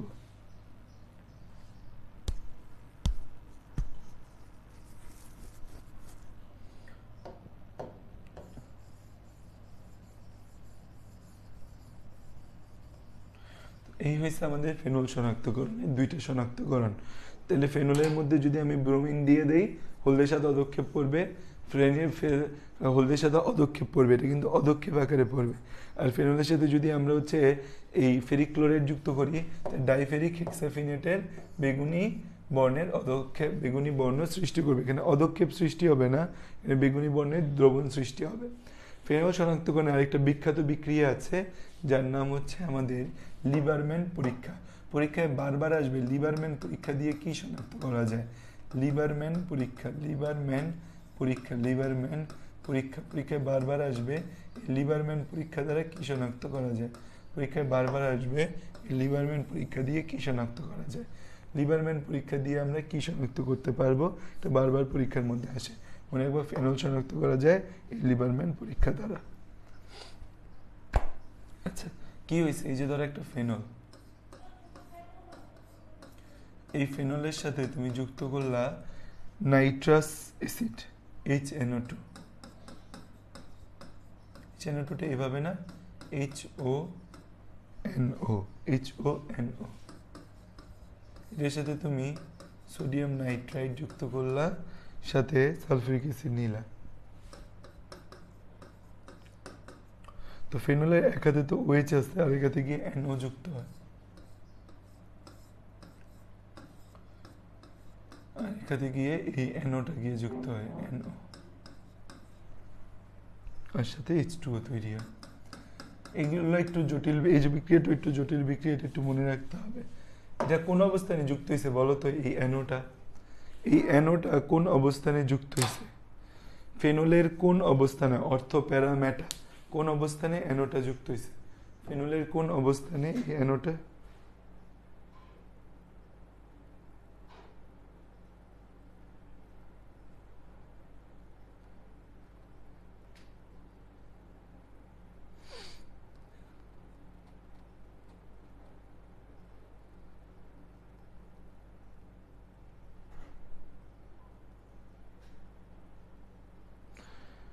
প্যারা অবস্থান। এটা কোন অবস্থান, এটা প্যারা অবস্থান। তাহলে এটাকে কি বলবো, প্যারা নাইট্রোসো ফেনল, প্যারা নাইট্রোসো ফেনল, প্যারা নাইট্রোসো ফেনল। এটাকে বলবো হচ্ছে প্যারা নাইট্রোসো, নাইট্রোসো ফেনল, প্যারা নাইট্রোসো ফেনল, প্যারা নাইট্রোসো ফেনল, প্যারা নাইট্রোসো ফেনল। এই যে প্যারা নাইট্রোসো ফেনল আছে,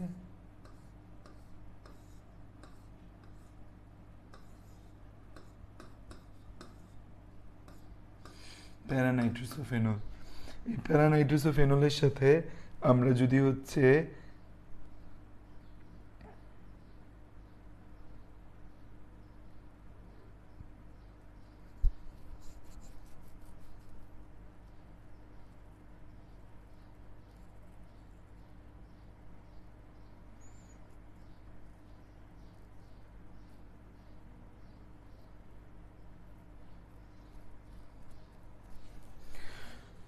প্যারানাইট্রোসোফেনল, এটার বর্ণটা হচ্ছে তোমার সবুজ, সবুজ বর্ণ, এটার বর্ণটা হয় হচ্ছে সবুজ।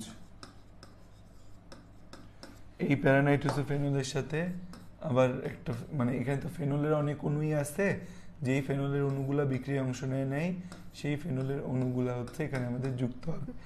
OH এর মধ্যে তো অক্সিজেন ঋণাত্মক, হাইড্রোজেন ধনাত্মক, আর এখানে আমরা একটু পানি যোগ করব। যোগ করলে কি হবে, আমাদের যোগ করলে দুইটা একটা অপরটার সাথে যুক্ত হয়ে যাবে। যোগ করলে আমাদের এই যে এখানে একটা জটিল যৌগ তৈরি হবে, OH আছে, OH এর মধ্যে থাকবে এই যে NO আছে, NO নাইট্রোজেনটা থাকবে, অ্যানোন নাইট্রোজেনটা থাকবে শুধু, আর অক্সিজেনটা অ্যানোন নাইট্রোজেনটা থাকবে শুধু। এই নাইট্রোজেনটা এই ফেনলের সাথে একটা ফেনল, এই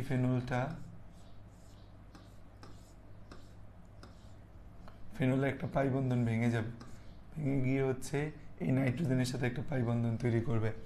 নাইট্রোজেনের সাথে একটা পাই বন্ধন তৈরি হবে, ফেনলের পাই বন্ধন ভেঙে যাবে, আর ওই পাশেও আমাদের একটা অক্সিজেন দ্বিবন্ধন দ্বারা যুক্ত হবে। এই একটা জটিল যৌগ তৈরি হয়। এখানে সবার হাতই তোমার হচ্ছে চারটেই থাকে। এই কার্বনের দুইটা হাতে দিকে আর দুই হাত দুই পাশে। এই কার্বনের হচ্ছে দুই হাত আর হাইড্রোজেন থাকে, এখানে আরেক হাত। এই কার্বনের দুই হাত সাথে একটা হাইড্রোজেন, এখানে একটা বন্ধন। এই কার্বনের দুই হাত দুই দিকে আর দুই হাত অক্সিজেনের সাথে। এই যে যৌগটা, এটা একটা জটিল যৌগ। এই যৌগটাকে বলা হয় ইন্ডোফেনল। এটাকে কি বলা হয়? ইন্ডোফেনল। ইন্ডোফেনল, ইন্ডোফেনল। এই ইন্ডোফেনল হচ্ছে আমাদের ইন্ডোফেনল, এটা হচ্ছে লাল বর্ণ। এই বিক্রিয়াটা জাস্ট দেখে রাখো, এটা পরীক্ষায় আসবে না। পরীক্ষায় এমসিকিউতে আসবে। পরীক্ষায় যদি ফেনল শনাক্তকরণ দেয়ও, তুমি এই দুইটা দিবা। পরীক্ষায় তোমার ফেনল শনাক্তকরণ করতে বললো, তখন এই দুইটা দিবা। লিবারম্যান পরীক্ষা তুমি পরীক্ষায় জীবনও দিবা না। তুমি জাস্ট জেনে রাখলা যে লিবারম্যান পরীক্ষার মাধ্যমে ফেনল শনাক্ত করা যায়। লিবারম্যান পরীক্ষার মাধ্যমে কি করা যায়? ফেনল শনাক্ত করা যায়। এই জানলা, এতটুকু জানলেই হবে। ইন্ডোফেনল তৈরি হয় যেটা লাল বর্ণের, এর সাথে আবার সোডিয়াম হাইড্রোক্সাইড যুক্ত করলে নীল বর্ণের দ্রবণ তৈরি হয়। এত কঠিন কথায় আমি আর যাবোই না। একটুক এই দুইটা বিক্রিয়া মনে রেখো, মনে রেখো না, লিখে রাখো, জাস্ট তোমার খাতায় থাকা দরকার। এই ইন্ডোফেনলের সাথে তোমার খাতায় থাকা দরকার যে তুমি একটু চোখ বুলাইলা লিবারম্যান পরীক্ষায়। এগুলো বুয়েটে দেয়, বুঝছো? বুয়েট ভর্তি পরীক্ষায় দিয়ে দিবে সরাসরি লিবারম্যান পরীক্ষার মাধ্যমে ফেনল শনাক্তকরণ দেখো। সো যাদের বুয়েটে পড়ার ইচ্ছা তাদের কিন্তু এই বিক্রিয়াগুলো লাগবে।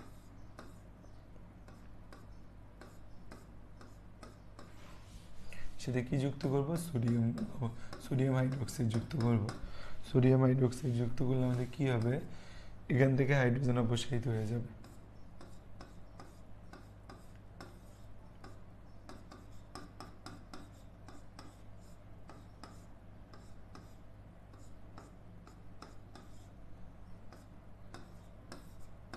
ওয়েছে হাইড্রোজেন অপসারিত হয়ে যাচ্ছে সোডিয়াম দ্বারা।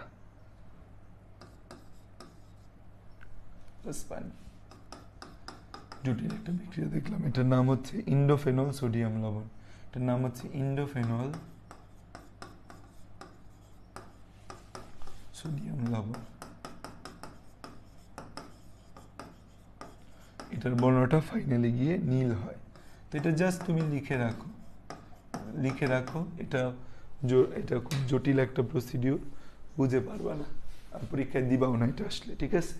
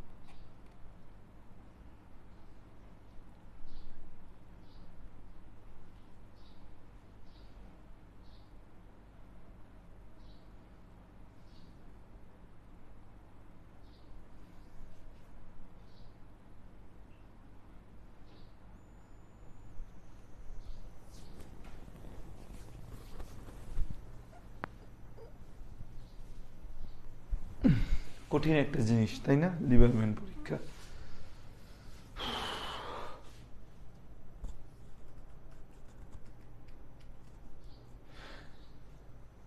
FeCl3 সহ পরীক্ষাটা বোঝো নাই, এখানে না বোঝার মতো FeCl3 মতো কিছু ছিল না রে বাবা। এখানে কি বলছি যে আমাদের এই যে বেনজিন আছে, এই যে বেনজিনের সাথে কি আছে? বেনজিনের সাথে হচ্ছে আমাদের OH আছে, এই OH এর হাইড্রোজেনটা অপসারিত হয়ে যাবে, অপসারিত হয়ে কি বসবে, আয়রন বসবে। আয়রনের জারণ মান কত, আয়রনের জারণ মান হচ্ছে +3, আর অক্সিজেনের জারণ মান কত, এই পুরোটা জারণ মান -1। তাহলে সমতা করার জন্য কি হবে, এখানে 3 দিব আর এখানে কিছু দেওয়া লাগবে না। এটা হচ্ছে যে আমাদের এই জিনিসটা তৈরি হবে। এখন এই জিনিসটাকেই হচ্ছে যে জারণ মানটাকে আরেকটু বৃদ্ধি করা হয়েছে এখানে, যে দেখা যায় এটাকে লেখা হয়েছে 6, দেখো এখানে হচ্ছে 3, এখানে হচ্ছে 1। এই জিনিসটাকে 2 দিয়ে গুণ করলে কি হবে, 2 দিয়ে গুণ করলে এটা 6 আর এটা 2 হবে না, এটাকে বলা হয় ডাইফেরিক হেক্সাফিনেট, যেটা একটা জটিল যৌগ বেগুনি বর্ণের। হ্যাঁ, ফেনল কেন এই বিক্রিয়াগুলো দিচ্ছে, কারণ ফেনল বেনজিন থেকে সক্রিয়, এর মধ্যে একটা OH মূলক আছে, যেই মূলকটা নিয়ে কাজ হচ্ছে। এখানে দেখো OH মূলকের কিন্তু ভালো খেলা আছে, এই OH মূলকের হাইড্রোজেন অপসারিত করে আয়রন যুক্ত হয়েছে। বেনজিনের মধ্যে কোথায় তুমি হাইড্রোজেন অপসারণ করতে পারতা, এখানে হচ্ছে বেনজিনের OH মূলককে অপসারিত করা, OH মূলকের জন্য কিছু জায়গায় নানা কিছু যুক্ত হওয়া, সেগুলো হয়েছে, যেগুলো আমাদের বেনজিনের মধ্যে হওয়া সম্ভব না। ঠিক আছে,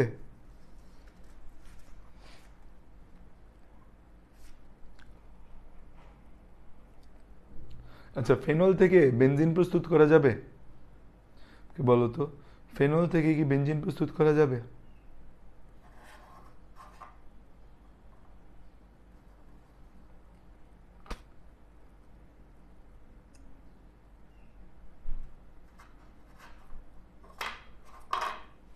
ফেনল থেকে কি বেনজিন প্রস্তুত করা যাবে?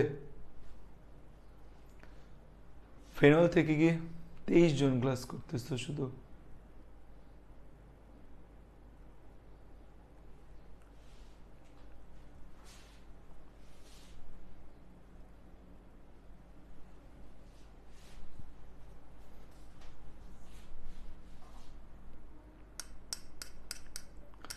ফেনল থেকে কি বেনজিন প্রস্তুত করা যাবে?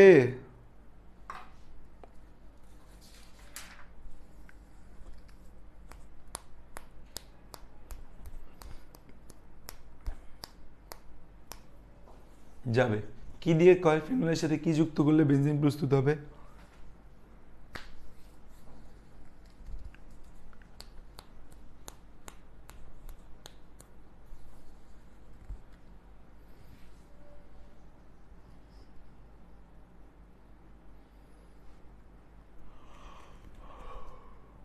হাইড্রোজেন যুক্ত করলে দিব ধৈরা জিঙ্ক, এই যে খন্দকার তালা বলতে পারছি, এই যে দেখো আমরা কিন্তু হচ্ছে শিখে আসছি বেনজিন প্রস্তুতি, তাই না? উল্টাপাল্টা কথা বললে কি হবে, বেনজিন প্রস্তুতি পড়ছি না, যে ফেনলের সাথে জিঙ্ক গুঁড়া যোগ করলে বেনজিন তৈরি হয়। আচ্ছা, ফেনলের শনাক্তকরণ গেল, প্রস্তুতি গেল। ফেনলের একটা স্পেশাল ধর্ম হচ্ছে, দেখো ফেনল অম্লধর্মী, ফেনল অম্লধর্মী, ফেনল হচ্ছে একটা দুর্বল অম্ল, ফেনল হচ্ছে একটা দুর্বল অ্যাসিড,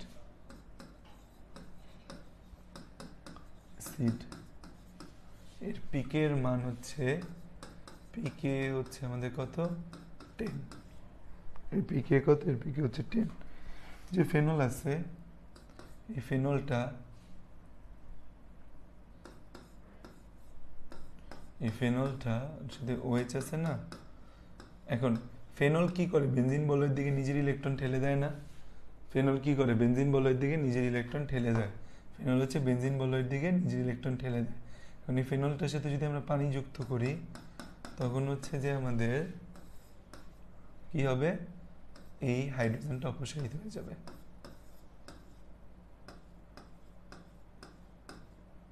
হাইড্রোজেনটা অপসারিত হয়ে যাবে। জলীয় দ্রবণে H+ দাতাকে কি বলি আমরা, অ্যাসিড বলি। তো ফেনল জলীয় দ্রবণে H+ দান করে, ফেনল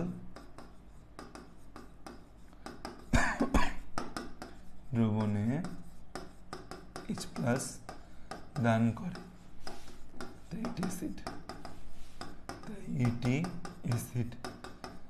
কারণ কেন দান করে, কারণ এই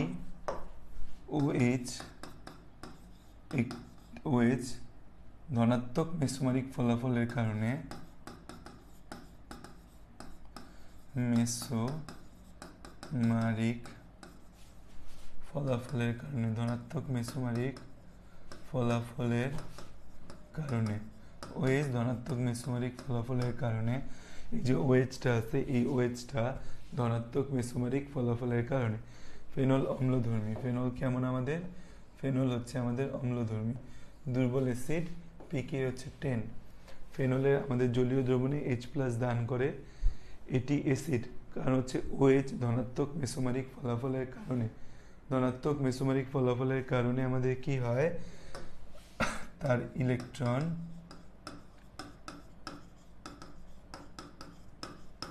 বেনজিন বলয়ের দিকে ঠেলে দেয়, বেনজিন বলয়ের দিকে ঠেলে দেয়, ফলে এই OH বন্ধন দুর্বল হয়ে যায় এবং জলীয় দ্রবণে সহজে হাইড্রোজেন আয়ন বিমুক্ত হয়। ঠিক আছে,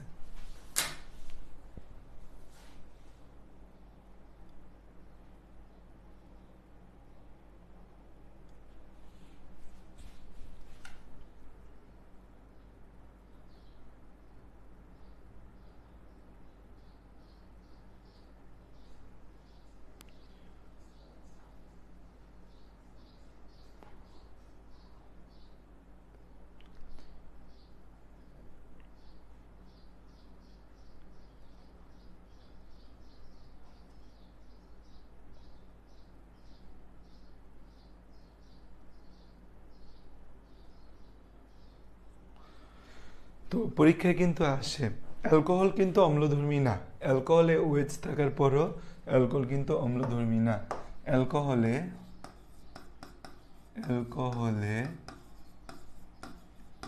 OH থাকার পরও এরা অম্লধর্মী না।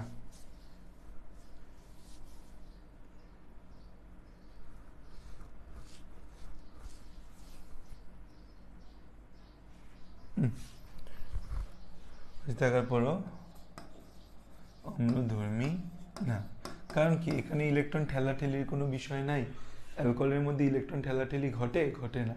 ঠিক আছে, অ্যালকোহলে OH থাকার পর অম্লধর্মী না, কিন্তু ফেনল অম্লধর্মী। ঠিক আছে, এটা পরীক্ষায় আসতে পারে, এটা যেন আমরা পারি, পরীক্ষায় আসতে পারে, এটা যেন আমরা পারি। ঠিক আছে, পারতে হবে।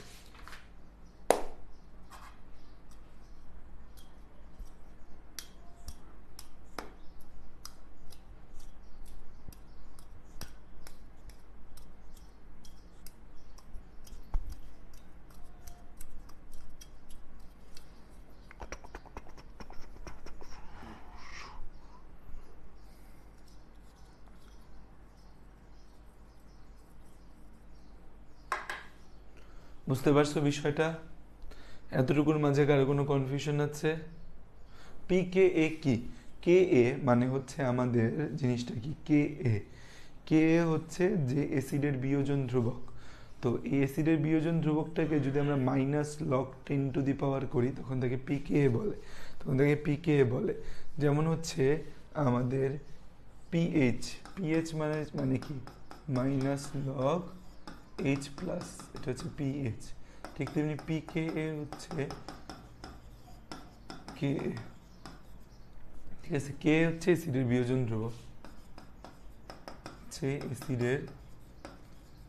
ধ্রুবক,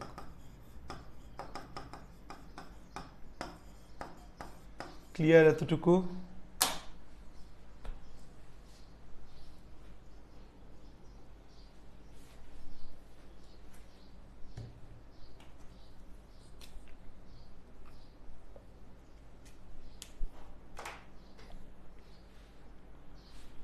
ক্লিয়ার এতটুকু?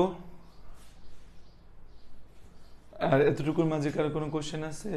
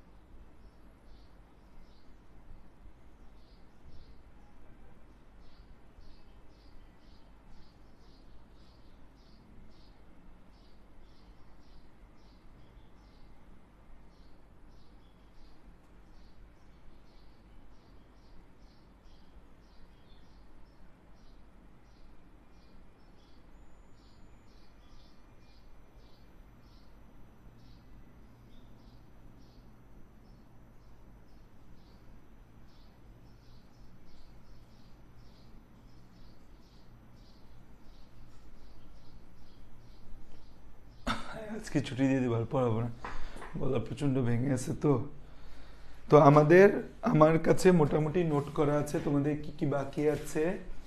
তো মানে পুরা জৈব যৌগে কি কি বাকি আছে, তো যতটুকু জিনিস বাকি আছে আমাদের নেক্সট 2 ক্লাসে শেষ হয়ে যাবে, ঠিক আছে? আমাদের কাল আর পরশু আমরা ক্লাস নিব, কাল পরশু আমাদের শেষ হয়ে যাবে। হ্যাঁ, ওকে, তাহলে আজকের মতো এতটুকুই সমাপ্ত। আল্লাহ হাফিজ।